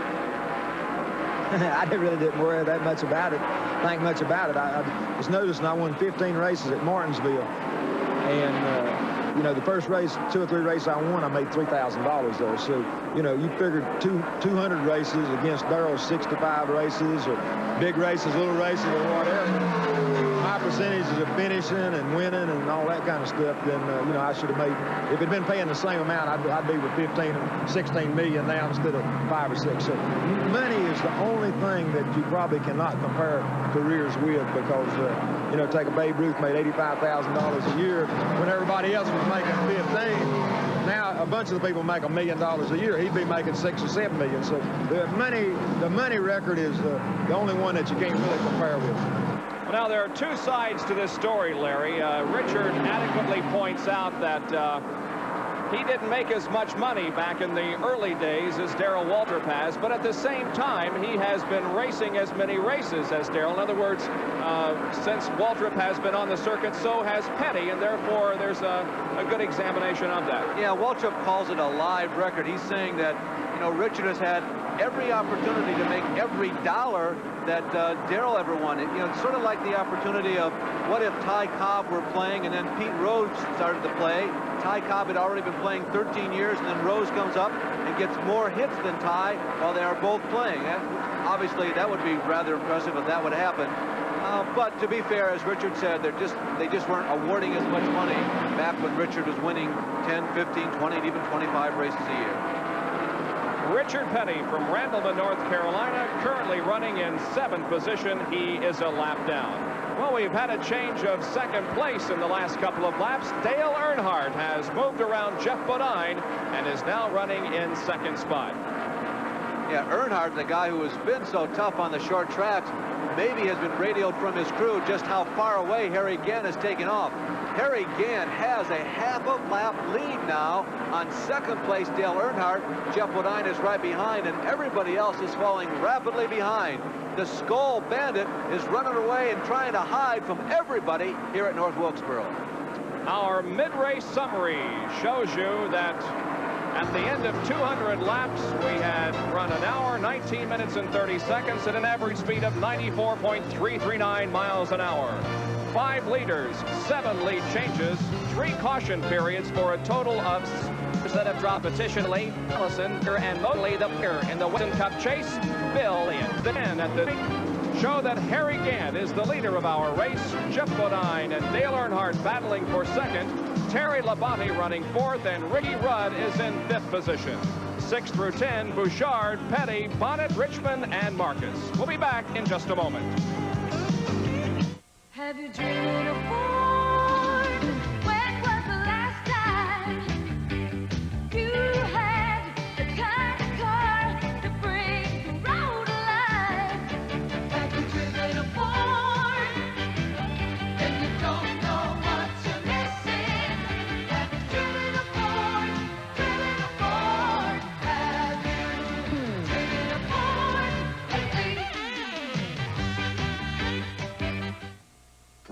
There's been an important change in STP to better protect your engine. It's a new and improved formula. Now, here in your oilways, STP fights to keep dirt and sludge from building up. This is a new STP, giving you extra protection from wear. Get new improved STP oil treatment. STP is the racer's edge. Indianapolis, where the gladiators of the automotive world do battle, where one competitor has dominated the Indy 500. It is a tire born of advanced design and innovative technology, the only tire to qualify. For the past 10 years, the only tire on every car in the Indy 500. The cooling systems in today's cars are made with aluminum. But does your antifreeze protect that aluminum from the damage of rust, pitting, and corrosion? This one does. Peak Antifreeze and Coolant now has a unique patented formula, proven to help protect all the metals in your car's cooling system, including aluminum. For the way cars are made today, you need the protection of Peak. We've reinvented antifreeze. Thursday, catch an exclusive live college football showing. Pacific Coast Calvin battles State Thursday. Back at North Wilkesboro, where Darrell Waltrip is in 22nd position, 7 laps down. However, he is still out there, and as long as he is, he stands a chance of picking up some valuable points. But unfortunately, Bill Elliott's race is not looking quite as good. He is not officially out of the race, but he is down several laps. And should the race end at this point, Darrell Waltrip would have the points lead in Winston Cup battle. The points lead, but as you can see, it is still virtually a tie. And we remind you, there are 4 races to go. Remember about the performance of both of these guys in 1984. And even if Bill Elliott, we talked about this, up and down the pit road yesterday, gets out of this race in second place in the point standings, we have no more official short track, so Bill Elliott might still have the upper hand. Certainly if you're an Elliott fan, that's the way you feel, but go with the history and the experience, You wonder just how strong can Junior Johnson and Darrell Waltrip be. And also, as I said at the top of the show, I don't know if all those numbers mean anything at all. You just take it race to race and you go for it every time out. 5 cars are now in the lead lap. Harry Gant, as you can see, is running right ahead of Ron Bouchard, and Ron is listed in 6th position. So only 5 cars remain on the lead lap, and I'll tell you, Larry, Harry Gant is superb at this point. Boy, that sums it up. Superb. That's just it. Harry is the superior man out there. So many times, particularly in a long race, the guy who is leading in the middle stages is not always the fastest car on the racetrack. There's somebody else who's moving up or creeping up. They may be running 5th or 6th, but there's no question that Harry is far faster, superiorly faster than everybody else on the track. And he's putting laps on guys at a much earlier stage in this race. It's only a 5/8 mile racetrack, remember, than I think that anybody would have predicted. And he seems to be doing it with ease. He's not pushing a race car. He's not sliding around the corners. The car is just going around, as it is said, the slogan, like it's on rails. Look at him. He's not sliding. There's no tire smoke. He doesn't even look like he's going fast. It's just like everybody else is going in slower motion. Harry Gant has never won a race on this racetrack here at North Wilkesboro. He has finished in 2nd position on 4 different occasions, and the most recent 2nd place finish for Harry was in this event last year. Harry finished 2nd earlier this year in the Northwestern Bank 400. He was a 10th place finisher. Harry Gant leading with more than half of the race completed. If you're relatively new to Grand National Stock Car Racing, maybe you don't know that this car is co-owned by Burt Reynolds and Hal Needham. Those of us who follow the races, of course, know that very well. It's become a real standard on the Grand National Trail. Hal Needham also is very much a fan of our broadcast. As a matter of fact, he was one of the guys who came up with the suggestion of a mid-race report earlier in the season. He wasn't the only one who had it, but he certainly had a nice, strong vote in it, and that's one of the reasons why we do it. Travis Carter is the crew chief on this car, and he is in the pit area with Jack Arute. Travis, it looks like you're literally running away from the field. What have you done to the car? Well, after the last practice yesterday, we weren't quite satisfied with making new changes this morning. Gambled on it. It looked like we did really lucky. It's a typical Wilkesboro race. I think everybody's slipping and sliding a lot. What kind of changes, though? What kind of changes did you make? Well, we had to make some changes on the spring combination, the weight combination a little bit. We didn't know what to expect. We knew it was going to be real slick. And it seems like everybody's having a hard time, and maybe we're just slipping quite as bad as some of the rest. Well, the question now is whether Travis Carter and Harry Gant can sustain what they're doing right now, because if they do, they'll walk away with this race. Travis's comments are very interesting because he points out that they did a few things, and it points out the fact that there are so many things that you can do to a race car to make it run fast, or on the other hand, slow it down.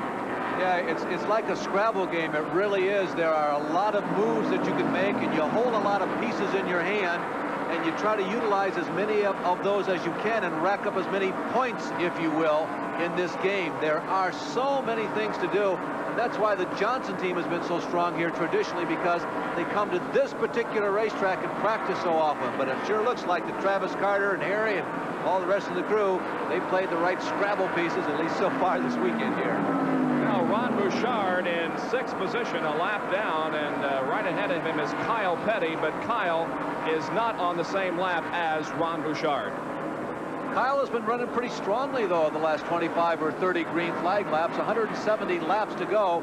We are beginning to approach that window where maybe if you make one more pit stop, you might be able to go the distance if we continue to be green. Remember, it's about 160 laps would be the maximum that you could go on one load of fuel. So as you get down to that point inside of 175, 170, 165 laps, if you're getting good fuel mileage, maybe you stop now and get it out of the way, and then you can go home the rest of the way. Although most of the top teams, if there are 50 laps to go, will stop for new tires. This is the Wood Brothers Ford, sponsored by 7-Eleven. Kyle Petty from... Our information is that Kyle Petty not only is actively seeking a ride for that race, but is very darn close to announcing a ride for that race. Well, I'm seeking one, that's for sure. You know, I've talked to 2 or 3 people, and you know, really, you get closer and closer every week. You know, it's one of those deals. It's just like putting a Grand National deal together, or a Sportsman deal, or any other deal. You know, there's a lot of people in different parts of the country that have to come together and sit down at some point in time and talk about it. And you know, we're getting closer, but I can't say anything about it right now. Boy, what an interesting situation that will be if we see Kyle in an Indy car.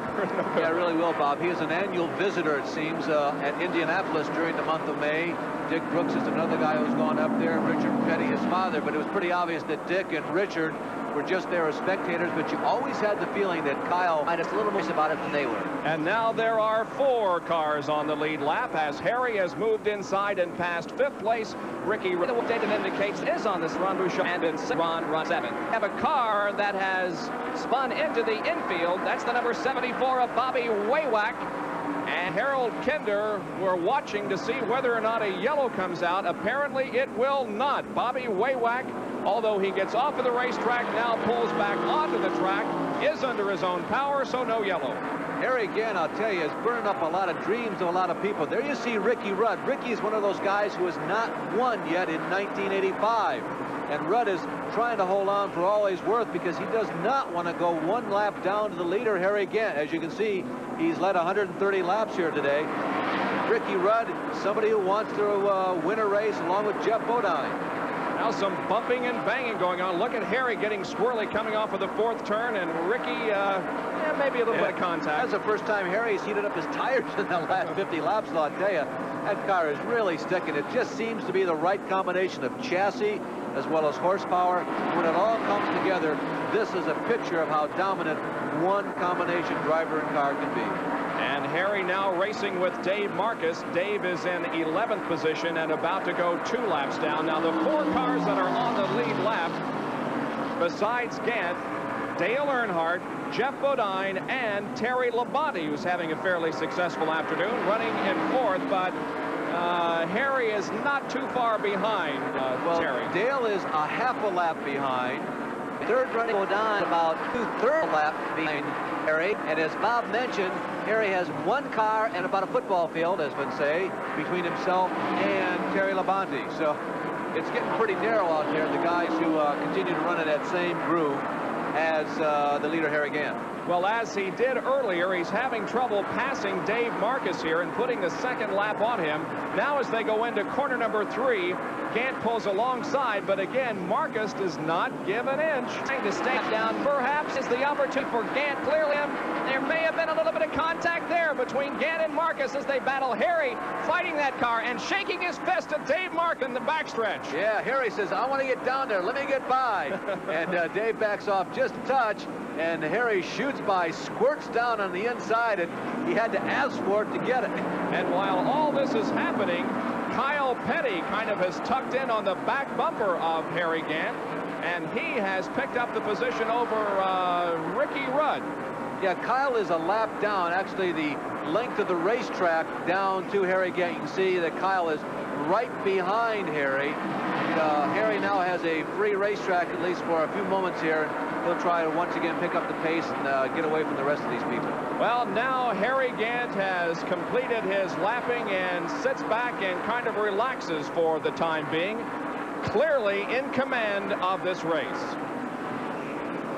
Well, we have a very interesting story we'd like to tell you about now concerning the possible way that a Grand National car should look according to the drivers. You know, it's the time of the season when everybody is guessing what the 1986 models will look like. What happens, though, as Detroit comes down to the Southland and polls the drivers and the car owners and asks them what sort of modifications they can introduce on their street models to give the racers a competitive edge in the future. We thought, though, it might be interesting to pose a question to the drivers. If there were no rules, if it was open competition, run what you brung in the stock car circuit, what type of car would they design? I'd put a big wing right on the center of the race car, just like a super modified, and that would really hold it on the ground. I'd take Mario Andretti's Lola and put a Thunderbird body on it, and I'd be ready to go.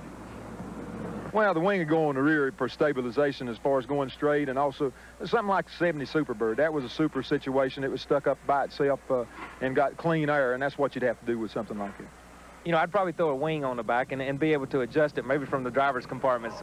Well, I would make all the rules stay just like they are, and I'd have that turbo and that 4-foot wing and all the spoilers on my race car, and that's the only thing I'd change. Make it kind of look like a modified, put a big wing on top with a lot of spoilers. I'd make that thing look really sharp. Plus, it'd be a lot easier for me to drive if it was like that. Based upon those drivers' comments, we commissioned Sam Bass, a graphic illustrator from Richmond, Virginia, whose works are on display at the Autosport Gallery, to draw us a rendering of what the ultimate 1986 stock car would look like. Here's what he came up with. As you can see, it's a far cry from what competes on the Grand National Trail today. It's got a big, tall wing on the top of the roof. It's got some spoiler, a lot more than they're used to. Of course, turbocharging and also fender fairing. But doesn't it look an awful lot like a Thunderbird? Holy mackerel. Well, I guess that's what I said, huh? A wing on a roof and a fancy nose. Looks like a T-Bird. That's different. They'll never let us run it. It's got the wrong number on it. What number should it be? 9. That's it. Wait a minute. The wrong color. Needs more yellow into it. I like the wing on top. Now, that's what we need right there. That's a nice looking car. Why can't we race something like that? I've seen that car somewhere. Oh, Lord. Going to school teachers. That looks like something a driver would dream up. They don't know nothing about race cars. Why should they? Well, a big car. That, of course, is Junior Johnson. Just before him was Dick Beatty of NASCAR. What are we going to call this thing, Newber? How about the ESPN Bird or something like that? That's not a race car. That's a weapon. At the Holly Farms 400 Grand National Race, we have completed 252 laps. Harry Gant is the leader, Dale Earnhardt running second, and Jeff Bodine is third. There is 4, 5, and 6. We'll be right back with more of our live coverage. You're looking at America's favorite work clothes. More men wear Dickies work sets than any other. Women, too. North Carolina, where Harry Gant leads the Holly Farms 400. And in second position now, Dale Earnhardt. Third is Jeff Bodine. It's short track racing that we're concerned with here this weekend, and here are the points that have been distributed on the short tracks only in 1985. Earnhardt has assumed the most with 1,135. Waltrip is second in short track points with 1,071. Then comes Harry Gant, Ricky Rudd, Neil Bonnet, and Bill Elliott. Elliott, of course, is in 10th position as far as short track points are concerned, but he is the leader by 23 in the overall Winston Cup points battle. And if you divided the season in half and picked it up at midpoint, this guy, Harry Gant, would in effect be tied with Bill Elliott for the lead at the season point standings. But of course, that's all speculation. That's just not the way it's done. And when it all comes down to push and shove and getting out of the way, it's Darrell Waltrip and Bill Elliott who fight it out for the points battle. This guy right here, he's been really tough in the last month or so, though. Harry Gant right now certainly is the man who everybody is trying to figure out how do we get around in Grand National stock car racing. All right, let's go down to Jack Arute for this report. Bob, things are very quiet in the pits, and that may indeed account for one of the reasons why Harry Gant is so dominated this race. These guys haven't had to work that much, nor have their counterparts. We haven't had as many cautions as we're used to on a short track race, so they haven't been able to make adjustments. The teams that have gone with the setup at the start of the race that's worked the best seem to be the ones that are performing the best. The guys that were out to lunch just a little bit, they've had a problem. Greg Sachs goes by our position, and it's the first activity we've seen here in about 20 minutes. Well, now, what do you think, Jack? When can we expect the final round of pit stops here? I think that right now is up to judgment of each individual crew chief. We tried to poll them as we've gone up and down pit road, and all of them are saying, we're not sure yet. We're still banking on the fact that something's going to let loose on the racetrack, and we're going to end up in caution. All right, we have completed 265 laps, so we have about 135 more to go, and we certainly are going to have at least one more series of stops. Yeah, Bob, we're well inside that window that I referred to earlier. You stop now, you stop once, you can go the rest of the way. Remember that everybody stopped last about lap 130. Now, what that means is that 290 is the maximum distance that anybody could go. So if this race stays green for the next 25 laps, everybody will probably try to hang out as long as they can up to about lap 290. no later than that, everybody will start coming in, and it will be their last pit stop under a potential green flag condition, barring any other caution flags. Harry Gant is right behind fourth place Terry Labonte. So if he can pass Terry here and put a lap on him, there will only be 3 cars on the lead lap. Just to update you now on the situation involving Bill Elliott and Darrell Waltrip. Darrell was in for 7 laps, is now 7 laps down to the leader, and is in 16th position. Bill Elliott's car is essentially out of the race, although it's not officially listed as such. They have had a lot of problems with that car. It's still in the pit area, and should he not return to the racetrack, he will be credited with a 29th place finish. The first time in 2 calendar years that Bill Elliott potentially has dropped out of a race because of mechanical problems. It truly is an incredible moment. There is Morgan Shepherd in number 00, the Helen Ray Chevrolet. Morgan, of course, from Conover, North Carolina. One of the things that, and we have a spin and a wreck over in turn number 3. Phil Parsons and Bobby Hillen involved. There's Parsons' car up against the wall. Bobby Hillen's car is down on the inside of the racetrack in the grass. Wow, what a break for Terry Labonte. The crew was cheering him on. The yellow flag comes out. Labonte stays on the lead lap. All the leaders will be coming in. Tremendous opportunity for Terry Labonte, who was just about to be swallowed up by the whale. Harry Gant was closing in, and the jaws were coming after him, but it won't happen this time. And here come the leaders. Here comes Harry Gant in. Kyle Petty follows, and everybody will follow suit. Ricky Rudd is coming into the pit area. So is, and we'll watch to see if Dale Earnhardt does not come in. Let's go down to Jack in the pits for a call of these stops. Now, remember, early is important. They exit and a stop to make it on the race. They've changed tires, added some wedge. The Jack is down, and he's out and away. The first one out. Meanwhile, running second, Ricky Rudd, he streaks by Harry Gant's pit out, but he didn't do it fast enough to beat Gant out. Well, Harry is going to be the quickest out of the pit area. And now we see Dale Earnhardt coming in for his stop. So is Ron Bouchard. Bouchard stops. Here comes Earnhardt down toward the first turn area of the pits. Also coming in is Neil Bonnet, Richard Petty, and Darrell Waltrip. They're going for right side rubber on Dale Earnhardt's machine, adding 22 gallons of fuel. And gentlemen, this is the break that all the top teams needed. Now they should be able to go the distance without an additional pit stop. Taking a look at Tim Richmond, his crew goes to work. Raymond Beadle in the pits, directing the action from Barry Dotson, the crew chief. They're adding the Union 76 fuel. This should be the last and final pit stop for all the front runners. They're all off and away. Jeff Bodine is nervous. It's a frenzied activity after a long respite here on pit road.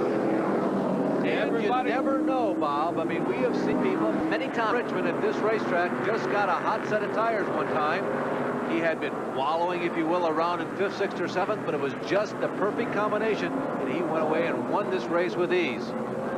This is our 4th caution period of the afternoon. The reason for it, an incident over in turn 3 involving Phil Parsons and Bobby Hillen. We'll be right back with more from Farms 400 is being brought to you by Ford and your Ford dealer. Have you driven a Ford lately? And by Dickies, they're America's favorite work clothes, but who says you have to work them? And by Peak Antifreeze and Coolant, for on the track or on the road, we've reinvented antifreeze.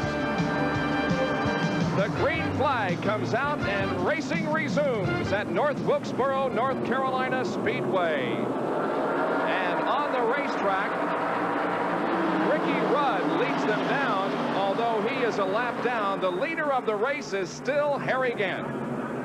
4 cars on the lead lap with Harry Gant. 3 cars running with Harry. It's Harry Gant, Dale Earnhardt, Jeff Bodine, and Terry Labonte. Only Jeff Bodine is the guy with a win in 1985 among that quartet. Bodine right now is trying to work underneath Dale Earnhardt. There you see him in the extreme right-hand side of your screen. Kyle Petty right in front. Earnhardt's going to try and lap Kyle on the outside, but Kyle may be running as fast as the other leaders up front. Harry Gant in the middle of your screen, now left-hand side, the bright green 33, the leader of the event, remember. Bodine and Earnhardt are nearly side by side down the backstretch. Kyle Petty right in front of them. Now Bodine inches ahead toward the inside of the racetrack. They come off of corner number 4. Bodine with the slight advantage. A good battle for second place here as Bodine and Earnhardt slug it out.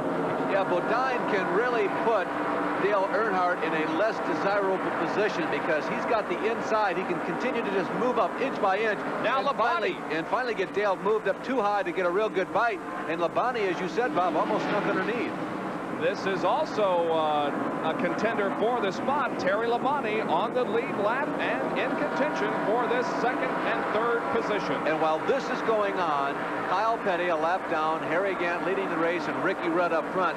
Now a lap down, but the distance, or rather on lead lap, but the distance of the track behind. They are pulling away from these people. So even though they're really going at it for second here, and certainly Jeff Bodine has made some progress. Now here comes Earnhardt back, and Earnhardt and Bodine come together as they come out of number 2. There goes Labonte to the high side. The guys are beginning to play rough. Let's watch them close. Labonte and Earnhardt now side by side for third position as Jeff hangs on to second.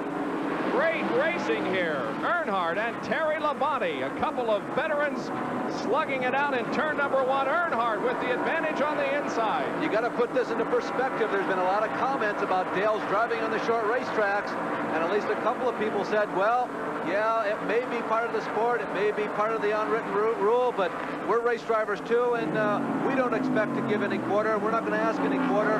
They were kind of bristling their back and decided to hold their stand. Now, for a lot of people, points when you get down to this season are important, and it is to a degree for all these guys, but the championship may be out of reach. So people like Bodine and Terry Labonte, they're going to go at it for all they're worth. Ron Bouchard also enters the picture as Kyle Petty comes in for a pit stop. Ron Bouchard is running in a 7th spot. Here's Kyle Petty, though, bringing that Wood Brothers Ford into the pit area. It looks like they're going to go to work on the left side of the car. Well, they're going to raise the hood now and take a look in the engine compartment. Obviously something not running well in that race car. Kyle Petty in the pit areas, the Woods brothers, Glenn and Leonard, of course, the long-time proprietors of this machine, the mechanics and the master strategists who have won so many races. They gave up their legendary number 21 for the sponsorship, and they've had a good season, but it looks like it's going to be a kind of a day with a short end. So they have now moved into a single file formation here as Jeff Bodine, Dale Earnhardt, and Terry Labonte run north, but they're in the file formation. Dale Earnhardt from Kannapolis, North Carolina.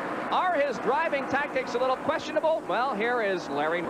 Dale Earnhardt has won 4 of 7 races in the Grand National season on the short tracks. Easily the most successful driver on the short speedways in 1985. Yet some have suggested that maybe the tactics weren't part of the code of the road. What do you think, Dale? Is that an accurate assessment? No, it's just tough racing. You know, anytime you're racing on the short track and you got 3,700-pound race cars racing close as we do it, you know, it gets tight. Well, here's a shot from earlier in the season here at North Wilkesboro when you and Kyle got together. What happened? Well, we were starting down in the corner. I'd got under Cal going down the straightaway, and, you know, I suspected him giving me room. Somebody just passed him before, and, you know, I thought he'd give me room. He didn't. Now, this is Bristol trying to get around Tim Richmond. Well, what happened there is we just, you know, went in the corner and I got under him, and you just seen Richmond hit Bonnet right there. There wasn't no mention of that, but, you know, I passed Richmond for the lead. I got under him, and then he rooted back down, you know, got close, and we rubbed a little. He was trying to use up all the racetrack he could to keep me from passing. I was trying to get all under him and get some racetrack and pass him. So, you know, it's just a situation of give and take, and, you know, sometimes you have to root, you know, push the car on in there, make the room and go on. But by no chance did I go in there and try to wreck him or knock him sideways, knock him into the fence or anything like that. I was just trying to get under him, race with him, and go on and, you know, try to win the race. Dale, you know, this code of the road thing, it's not certainly written or etched in stone. It's something that really all the drivers, without speaking about it, have to get together and sort of make an agreement about. How do you come up with that thin line between being aggressive and being reckless is probably not the right word, maybe over-aggressive? Well, anytime you run a place like Bristol or a lot of these short tracks, you got to be aggressive to some extent. But I know when a guy's got me beat, and that goes back to, I don't ever say anything when, you know, I get rubbed, or you don't see a lot of people rubbing with me, is I'll give to a man when I know he's got me beat to the corner or beat in the corner, and get back in behind him, try to race him. A lot of times these guys, you know, won't give, or they try to run as hard as you do in the corner, and you get together. So it's, you know, a little of both, give and take, and I know when to give, and you know, I try to, it gets down to the last lap or the last 10 laps, and it's time to go up front and try to win the race. That's what I try to do. Dale Earnhardt, who right now is battling with Jeff Bodine for second spot. Bob, I'd like to make one comment about that. There are a lot of things that journalists or observers can make calls on as they watch from above the grandstands.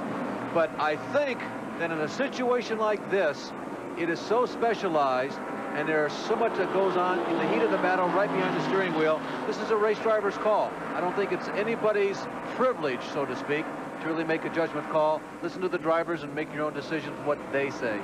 Well, we have just a little over 100 laps to go. We've completed 294, so we have 106 more laps to go. And at this point, Harry Gant is looking very strong and is certainly the dominant force in this race to this point. Kyle Petty has dropped out of competition, and he's with Jack. Well, we can't say for sure if he's dropped out of competition permanently. Kyle, you're still in the car. What's wrong? I don't know. We were running there trying to make up our lap, and the motor changed sounds going down the backstretch. I guess it threw an oil pump belt off or something because the oil pressure was beginning to drop. So we're going to try and put another one on and see if we can finish. Well, this may be a break for Kyle Petty, gentlemen. A yellow flag. And it's Morgan Shepherd who has spun over in turn number 2, and a tremendous job of driving on the behalf of several drivers who were behind him. Everybody squeezed through. There was no major contact, and now Morgan Shepherd begins to roll away from his spin. Morgan Shepherd is a guy who is looking around for 1986. We told you earlier in the race that they really wanted to concentrate on finishing this race. Morgan has been using the cushion. Now, of course, there's no cushion on a paved racetrack, but he's been running way up high on that Richard Petty group.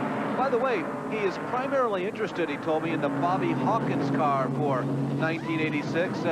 This Helen Ray special, the 00 car, is a prospect for him, but he's really looking at the 16 car. A great pit stop for Harry Gant, and what he talked about is certainly coming to play here today. That is getting in and getting out of the pits and possibly picking up a couple of positions doing that. A great pit stop by Gant. He's out first. Bodine was out second.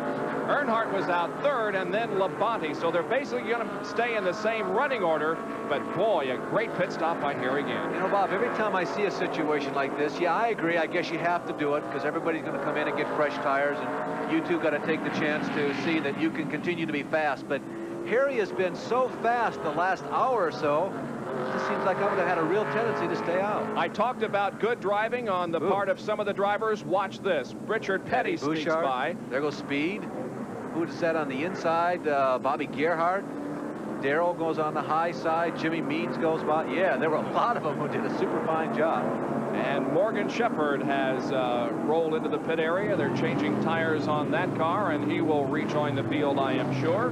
And they are buckling up the Darrell Waltrip car once again. Junior Johnson motions to Darrell to go back out onto the racetrack.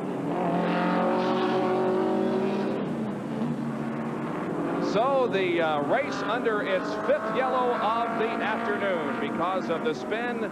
There is the situation earlier in which Darrell Waltrip came in for a repair of his mechanical problems, and Bill Elliott also in. Waltrip is still in the race, but Elliott is out. We'll be back with more of our live coverage from the Brushy Mountains of North. The green flag has just come out, and racing resumes. Harry Gant still the leader. That's Ricky Rudd there behind Harry Gant and in front of Jeff Bodine, but Ricky is a lap down and running in 5th position. Bodine in the yellow number 5 is in 2nd. Still 100 laps to go. The final 25%, the final quarter of this race. Gant has been so strong all day. You just wonder if he can maintain it. He has survived these 2 pit stops. I say survive because everybody comes in and makes some adjustments. And you just hope that you can maintain, if you're strong, what you had before the pit stop. but it really is a big chance. It can be like getting an entirely new race car when you have a pit stop like this late in the race. But Harry has survived it. The crew back to the speed with the same kind of faster race car that anybody else has, and now they just have to worry about the next 25% of this contest. But now Richard Petty moves alongside the number 15 of Ricky Rudd, and they do some bumping out there. Way in the back of the pack. Watch Morgan Shepherd in the cream and orange car. He's been running that super high groove about the last 50, 75 laps. Darrell on the inside. Steve Wallace way down on the bottom. Lake Speed every once in a while makes it 3 abreast, but Morgan, Look at Morgan. Yeah, Bob running way up there. You can way keep up in the gray. Is he up there? You can keep the RPMs up, but he's going about 3/4 of a mile. He is going an 1/8 or 2/8 of a mile further than what everybody else is. But as we mentioned, you can really keep those revs up, and oftentimes you can find a nice groove up there. If the car is hooked up, you can really use it to your advantage, and Morgan really is right now. Well, I've been noticing 3 drivers that have been running up there. Morgan Shepherd, just ahead of him is Parsons, 17, who also is using the high groove, and another driver who does it quite frequently. Look how high Phil Parsons is on the racetrack. Another guy that'll do it quite frequently is Richard Petty. He's not as consistent up there, but does run up there occasionally. Yeah. Morgan Shepherd is right up along the cement. It may make it a 425-mile race for this guy. You never know. Phil Parsons, number 17, who was earlier involved in a spin with Bobby Hillen, still out there in competition, and so is Morgan Shepherd in the number 00. Morgan also the victim of a spin earlier today. Right up against the wall. In fact, it looks like maybe sometimes over there in turn number 3, the car actually scrapes the wall. Well, sometimes that is the place where you want to be, because a lot of these cars, they'll begin to run very loose there in the latter stages of the race. And if everything right, usually run quick, almost anybody else in the race up there, even later distance. Morgan has to make a decision now. He moves up on Phil Parsons, but back up near the front, you can see that Dale Earnhardt has lost sight and lost hold of temporarily Jeff Bodine, and right now he's working with Tim Richmond, who has slipped a lap down. Ron Bouchard, number 47, is 8th. Tim Richmond in the red number 27 is 7th, and sandwiched between them is the 3rd running Dale Earnhardt. And Shepherd gets on the brakes and smokes the tires and may have blown an engine in turn number 3. The car slowly down the straightaway, and it looks as if we'll have another yellow here. Yeah, that's really unfortunate, because they were trying so hard just to sneak in a finish here. That was the goal from the beginning of today. Morgan's certainly a very capable race driver, and they have worked very hard to make this 00, which was a stalwart on the ARCA stock car trail for a while. They brought it to Grand National Racing. They found Morgan Shepherd. He's given it some good rides, but they just haven't been able to milk the thing out to the end. And I kind of thought they had it today, and I think Morgan was beginning to feel a little confident too. He was beginning to put his foot into it. You saw him racing really hard there for the last couple of laps, but it has gone away again, and Morgan Shepherd will be going behind the pit wall. They race back to the yellow, and yes, Richard Petty and Ricky Rudd are battling for position out there along with Tim Richmond. Now, Richard Petty, who has been running that high groove on occasion, may have been in the high groove when Shepherd's engine let go and may have some damage to the right side of that car. We'll watch it as it comes in for a stop. Here come the leaders, and once again, Richard Petty, also Jeff Bodine, Harry Gant, Tim Richmond, Dale Earnhardt, and Neil Bonnet.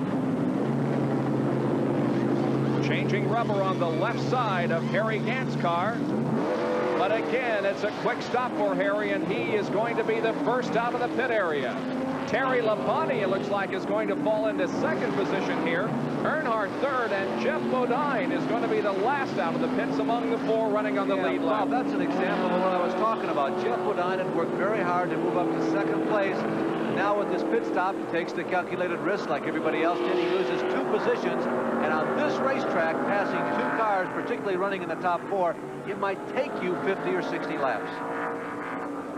So the yellow out once again, and the pace of this race is slowed while they clean up the oil dump by Morgan. Flag is being displayed at the start-finish line to the field, but look at the racetrack. It's beginning to come apart. Darting and diving down into the turn. Now the racetrack is going to play a critical part in the outcome outcome of this race. You see the way it's coming apart. That will make tire selection, stagger selection, and spring selection very important this afternoon in the last 100 laps. Well, this race is not over by any means. Although Harry Gant has been dominant, something can always go wrong. He just may get a bad set of tires, allowing his challengers, namely Terry Labonte, Dale Earnhardt, and Jeff Bodine, to put this thing on ice themselves. Gant once again, however, moves to the front. As Bob told you earlier, he was the first one out of the pits. Ricky Rudd has been working very hard the last couple of green flag segments, though short they may be, to try and get a lap back, but it just hasn't seemed to work out to his advantage. He's been able to run with Harry Gant and with Terry Labonte, who you see there on the right-hand side of your screen, but it just hasn't been fast enough to get his lap back and keep it that way permanently. By the way, Kyle Petty has moved back out onto the racetrack. We talked to Kyle while he was in the pits, waiting for repairs to be done to that car, but they have been completed, and Kyle is back out there. Harry Gant right ahead of Ricky Rudd on the racetrack, but Rudd is not on the same lap as Harry, and Gant now dominant here with Terry Labonte running in second position with 321 laps completed. Now less than 100 to go before we'll crown the champion of this 400-lap race. Jeff Bodine there in the middle of your screen in the yellow-trimmed white number 5. Apparently one of those things, again, we alluded to. He did not get as good a set of tires as he had the previous 2 green flag segments, and certainly not as good as the guys up front. Now, he runs fourth in this race. Remember, he was second just before the last caution flag, but he is going backwards away from Gant, Labonte, and Earnhardt. He made that calculated risk, and I don't think it paid off this time. They need another yellow flag to maybe try another set of tires. Tim Richmond right ahead of Jeff Bodine, and Dave Marcus also. And right behind Jeff Bodine is Tommy Ellis in car number 18, but things not going well here for Jeff Bodine at the moment. By the way, Tommy Ellis in car number 18 is running in 9th spot, 2 laps behind. There he is right behind Jeff Bodine. Jeff Bodine, who has 7 top 10 finishes, 7 top 5 finishes so far this season. One of the guys that in the beginning looked like he may be one of the real true challengers for the points championship. Harry Gant coming out of turn number 4, completing another lap. Ricky Rudd in the number 15 Motorcraft Ford has not won on the Winston Cup Trail so far this year. He would like to win so that he could be in the Busch Clash and so that he would be in the Winston next year. And we talked to him about the pressure of winning. Coming down to the last few races of the year, and Ricky Rudd is yet to win, and there's so much at stake for a victory. Of course, the Winston and so many other bonus plans. Is that additional pressure on you and Bud Moore? Well, I feel the pressure right now. Nobody's calling me up saying, hey, you got to win this week, you know, but I don't think anybody has to do that. I feel it myself, and you know, we come out every week trying to win. We have the intentions, and we feel like going into the race that we can win, and we've come close this year. We've been second on a couple occasions, but you know, second doesn't pay all the money, and it doesn't put you on the NASCAR winner circle plan money for next year. It doesn't get you into Winston. So really, second, third, fourth really isn't going to do us any good. Right now, we're sitting pretty good in the point standings. We're about 5th in point standings, have a shot at 3rd, which could mean some extra bonus incentives and stuff for next year. But really, our main goal is to come out and try to win some poles and win the race for the remainder of the season. Well, there have only been 8 winners this year on the Winston Cup Trail. Elliott, Earnhardt, Gant, Bonnet, Waltrip, Labonte, Sachs, and Cale Yarborough. And as far as pole positions are concerned, there are the point standings, by the way, with Elliott in the lead, Waltrip second, followed by Bonnet, Gant, and Rudd. Now, as far as pole positions are concerned this year, Bill Elliott has won 11, Darrell Waltrip 4 poles, then Terry Labonte with 2, Jeff Bodine 3, with Neil Bonnet, Harry Gant, and Dale Earnhardt with 1 each. And Jeff Bodine has won the pole position for 2 of the last 3 races. Yeah, and those are smaller numbers than recent years in regards to Busch poles. Bob just mentioned there were 7 people. The last 4 years, there have been 11, 10, 15, and 13 different pole winners.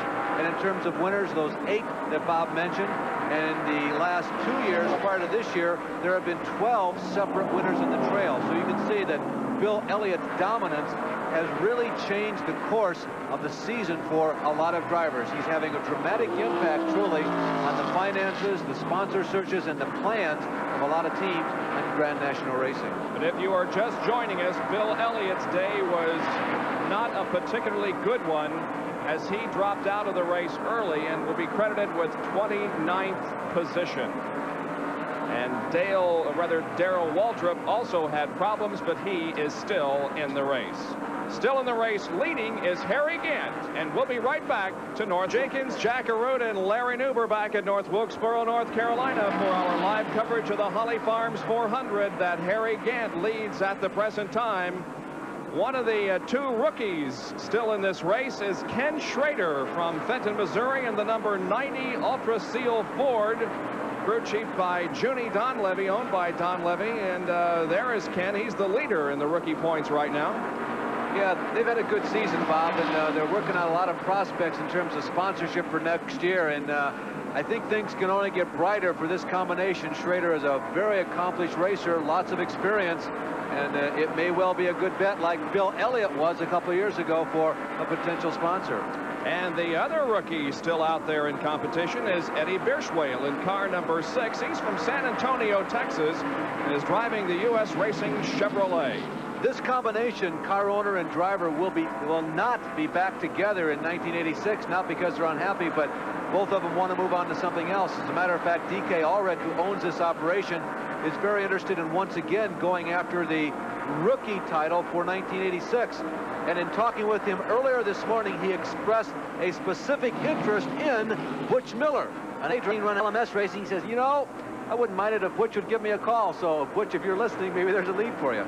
Well, there, the Rookie of the Year point standing. Schrader with 196 and Birchwale with 180. Now, remember, those points don't mean a whole lot because the actual distinction of winning the Rookie of the Year honor is a voted-on situation, and just because you finish first in the points doesn't automatically give you the title. Let's get down to Jack Arute in the pit area. You know, you talk about the good run by your second-place machine, Terry Labonte. But the last time we were on the air, this stand reserved for the crew chief was occupied by Dale Inman. Inman has left the employ of Billy Hagan and Terry Labonte and gone to work for his old nemesis, actually Richard Petty. This gentleman is Steve Himmel. Himmel has replaced Inman as the crew chief, and they're doing an incredible job here at North Wilkesboro. So kudos to this team and the Piedmont Airlines crew. They put Terry Labonte in second position. Well, Labonte has held off the challenges of Dale Earnhardt here in the past few laps, and Labonte turning in a good performance here this afternoon. There he is, formerly from Corpus Christi, Texas, now making his home here in the North Carolina area. Just to update you briefly, Ken Schrader running in 14th position in this race, and Birchwale is in 17th spot.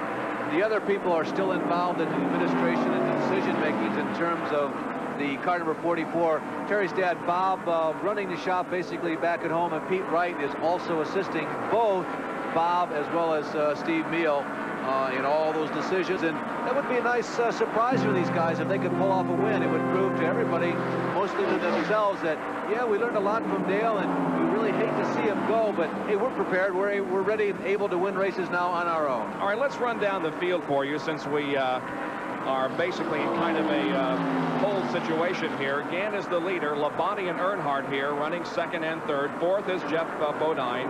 Fifth is Ricky Rudd. In sixth spot is Tim Richmond. Seventh, Ron Bouchard. And eighth, Richard Petty. Those drivers a lap down. 2 laps down in ninth is Tommy Ellis. In 10th is Neil Bonnet. 11th, Lake Speed. And 12th, Dave Marcus. 13th, 4 laps down, is Bobby Waywag. In 14th position is Ken Schrader.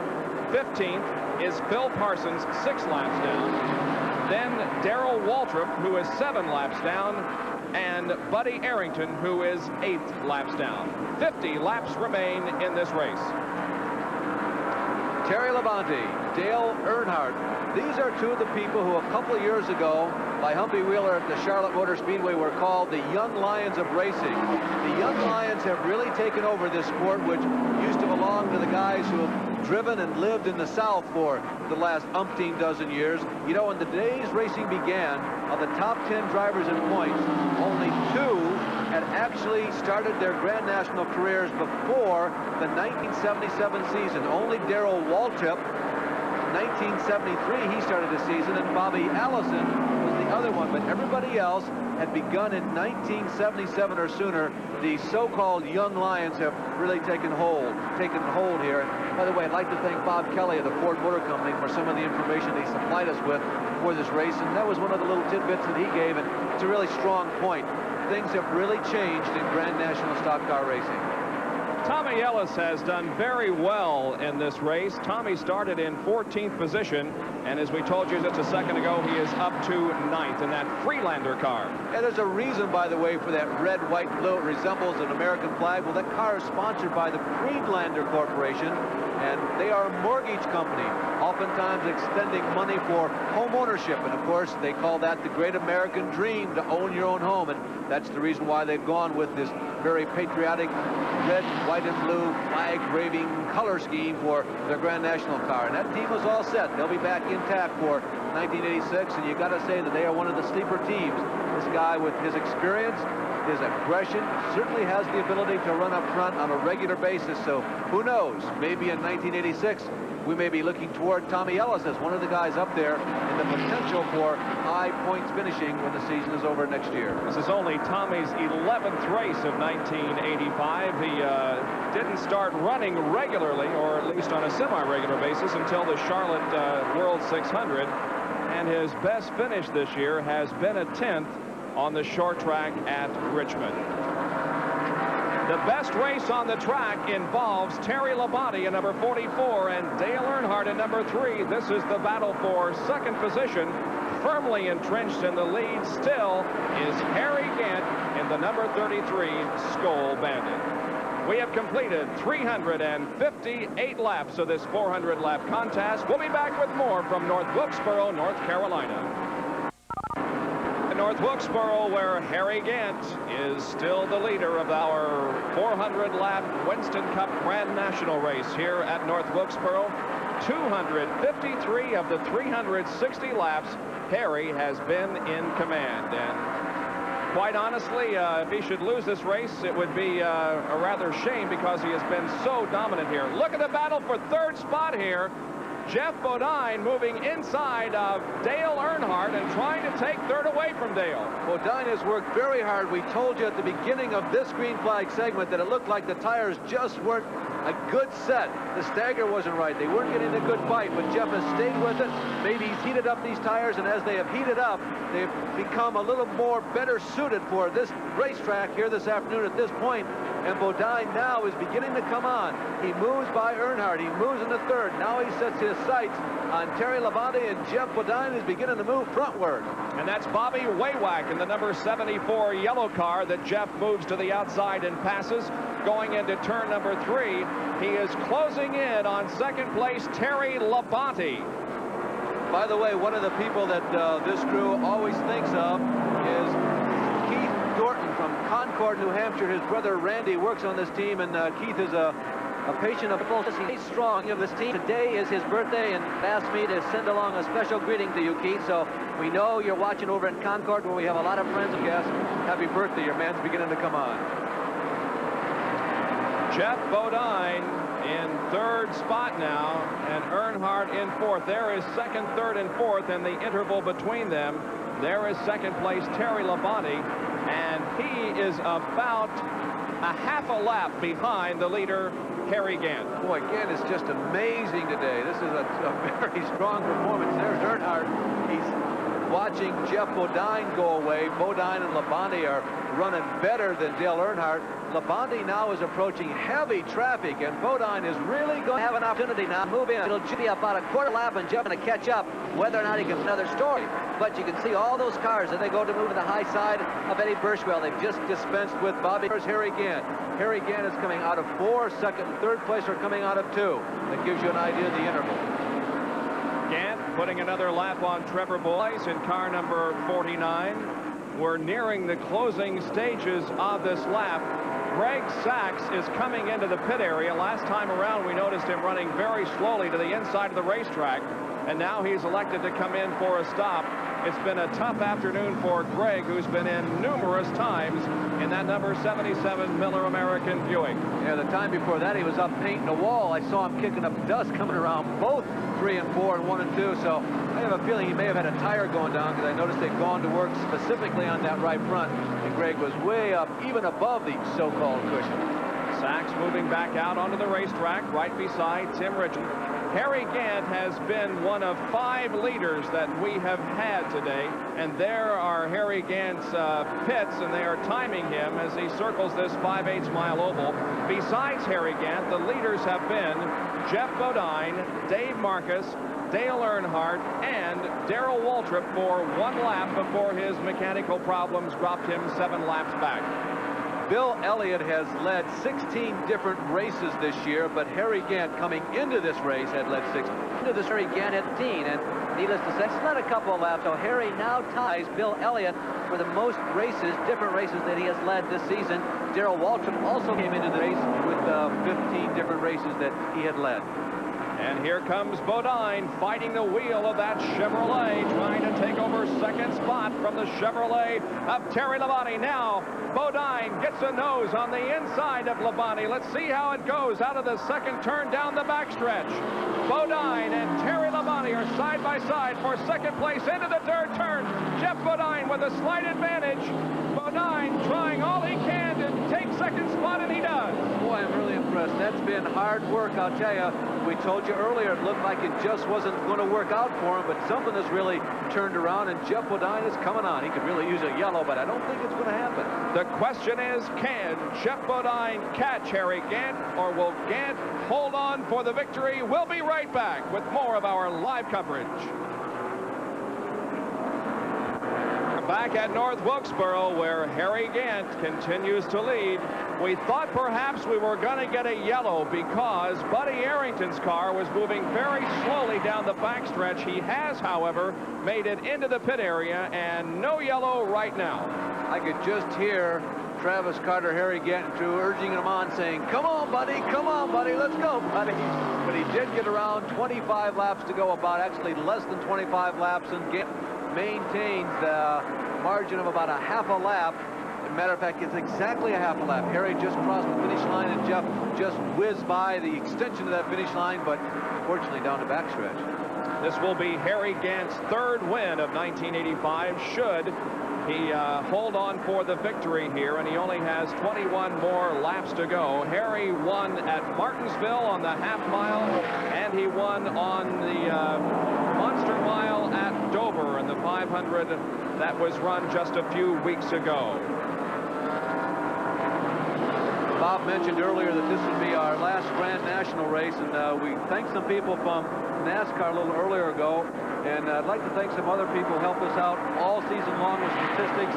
Ken and Becky Martin, who have been with us in the booth every time, along with Lynn Jeffers, John Snyder up in the Northeast.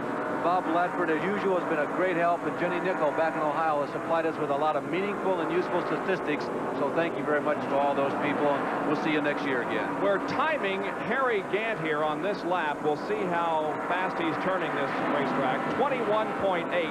Now we'll also time Jeff Bodine to see who is faster at this point. By the way, that's an average of 103.211 miles an hour. Now here is Jeff, and we'll get a clock on him next lap. And I really think that perhaps Jeff is running quicker than Harry out there, but not all that much to make a big difference. Well, the problem he's going to have, he's in traffic here. You can see that Lake Speed is, or you just can't see it, he's just out of the picture. Lake Speed is right in front of him. There it is. He is side by side with Mike Alexander, so that may hold back Jeff just a little bit because the track is pretty full in front of him. Let's see how he plays it. 21.8, remember, was Harry Gant's time just a couple of laps ago. Now Jeff Bodine in turn number 3. He has Mike Alexander right ahead of him in number 95. He comes off the 4th corner. It's going to be a slower lap. Not by much, though. 21.9. It's not a tip a second slower. That's an average of 102.739. Yeah, I'll bet, Bob, that your original call when you said that you thought that Jeff was running quicker is probably pretty accurate, because if he didn't have slower traffic in front of him, it would really give him a lot more racetrack to run on and to show his speed. And A yellow flag that we commented before, 20 laps to go, would really help Jeff, and it could be a real shootout right to the end. It would be very interesting if we have a yellow flag to see if both Gant and Bodine would come into the pits. Remember, we got 2 other cars that are still in the lead lap. I have a feeling that if I were in that position, if I were any of those 4 cars, I'd take the chance and stay out, no matter what everybody else did. Yeah, that will be an interesting situation, but of course, there's no guarantee that we're going to have a yellow here in the last 20 laps, and it could be that Harry will continue to maintain his 1/2 lap lead. Harry Gant, the man who finished 3rd at North Wilkesboro, or rather at Martinsville last week. He won at Dover a couple weeks ago. He finished 6th at Richmond 3 races ago. He's having a great streak here in the latter part of the season. Can Harry Gant hold on for the victory in the Holly Farms 400 at North Wilkesboro, North Carolina? And we'll be back to answer that question in just a moment. Continues to lead at North Wilkesboro, and we have less than 6 laps to go. Harry has led 293 of the laps so far, and appears well on his way to victory, Larry. I don't see Jeff Bodine making the challenge, losing laps. The only thing that might happen is Harry's car could go away, but boy, it's been so dominant and so good here this afternoon. There is Bodine, who is running in 2nd position, along with Rusty Wallace, who's running high on the racetrack. Dale Earnhardt remains 3rd, and Terry Labonte 4th. Those 4 cars are on the same lap as Gant. Well, Bob and Hal, I know you're watching back there in California. There are 13 cars and more than a half a lap now between your man Harry Gant and Jeff Bodine. So, you know, it's only a matter of time here, and it's going to be a very short time, less than 5 laps now. Jeff Bodine holding his own there on the inside of Rusty Wallace, giving the signs, by the way, that he's going for 2nd place. Harry Gant, however, going for 1st place and picking him up and laying him down. Certainly stronger than everybody. He stayed on that pace, Bob. Harry really hasn't given that car a rest, but, you know, more often than not, when you're out front and running strong like this, the best thing to do is just keep with your rhythm. I've heard that so many times. I heard that most recently from Doug Wolfgang in a sprint car, that when you're out front, even if you're faster than everybody else, maybe it's more punishment to the machine to slow down, so you keep going. Terry Labonte is 3rd, and Dale Earnhardt 4th. The next time around, Harry Gant will receive the white flag from Harold Kinder, and he will be on his final circuit of this 5/8 mile oval. Here he is out of turn number 4. The white flag is out.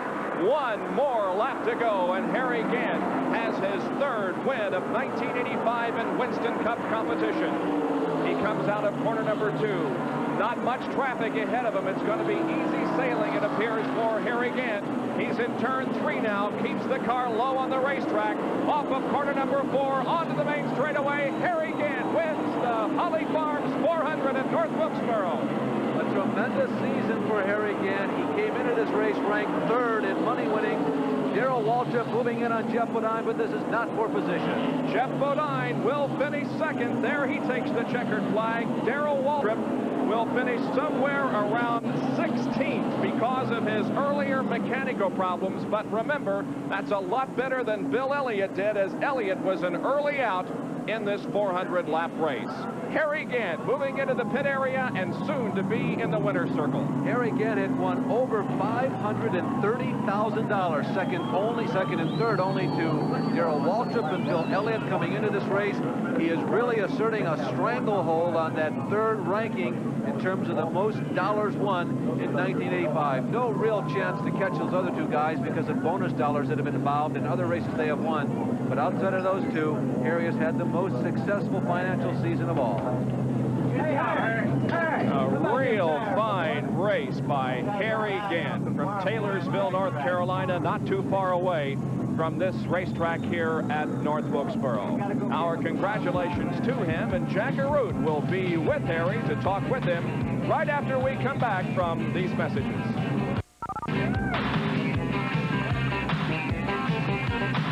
Earlier this year at Darlington, a victory lap is underway here. The winner of the race is placed in a convertible and taken around the racetrack so that the fans can move to the fences and salute the winner of the race, which today is Harry Gant. Well, the Holly Farms 400 has been brought to you by Ford and your Ford dealer. Have you driven a Ford lately?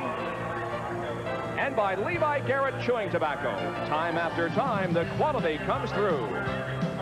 And by Gates Rubber Company, for over 60 years, a world leader in automotive belts and hoses. Well, Harry will move into victory lane in the winner's circle, and Jackaroo will have the interview with him when we come back to North Wilkesboro, North Carolina. Winner's circle after having completed his victory lap, and we'll have conversation with him in just a moment. It was a great race for Harry. 293 of the 400 laps he led this afternoon. Now let's go down to Jack. Well, Harry, again, congratulations. Looked to be an effortless run for you today. Well, we, the Skull Bandit team and everybody down at Shop Travis car, they worked very hard on this car to get it set up here for North Wilkesboro, and even to the last practice yesterday, and he even changed some things Travis did after the last practice yesterday, and then we went off on it today, and it worked perfect. I don't think anybody could beat us, and you know, the team done such a terrific job getting the car in and out the pits. And you know, I got to thank some people here. Our sponsor, U.S. Tobacco Company, Skoll, Mr. Hal Needham. I hope you're looking today, Hal. And the Goodyear, the new Goodyear Eagle, you know, we run on this racetrack today, was a perfect racing tire, and I got to give Goodyear people all the credit for that tire today. Harry, you said earlier this week that pit strategy, most importantly, getting in and out, that you could gain as many as 4 and maybe 5 positions, and you did that quite well today. Did you really try to work on that extra hard here for North Wilkesboro? No, they've worked hard everywhere we've been. We just got a terrific team. You know, all of our boys, you can't say enough for them. They've been together for like 5 years now, most of them, you know, and you just can't say enough for all the work that they do down at the shop, and everything just so good, works so good that, you know, we're just coming on around every week. Well, Bob, this is a hometown win for Harry Gant. Taylorsville, North Carolina is just down the road a piece here, so he's got a lot of friends in victory lane. And what great steaks he serves at his steakhouse also. The Winner's Circle interview has been brought to you by Goodyear. Goodyear tires and Goodyear service for more good years in your car. The top 10 finishers in today's Grand National race. Gant the winner, Jeff Bodine second, then Labonte, Earnhardt, and Rudd. Finishing 6 through 10 in the race today, Bouchard, Richmond, Petty, Bonnet, and Ellis. We'll be right back.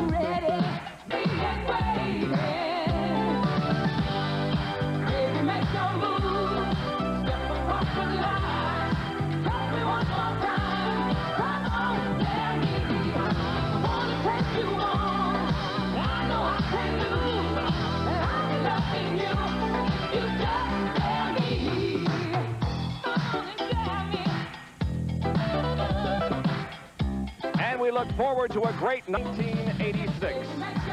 Don't forget to join us for Speed Week Thursday night at 7:30 for all the latest in motorsports news. 2 more IndyCar races to go next Sunday in Laguna Seca for a 300-kilometer race. Our thanks to producers Terry Lingner and Neil Goldberg, director Mike Wells, chief spotter Dan Laycock. For Jackaroo and Larry Newber, this is Bob Jenkins. Thank you for joining us for our NASCAR races this year. For now, so long, everyone.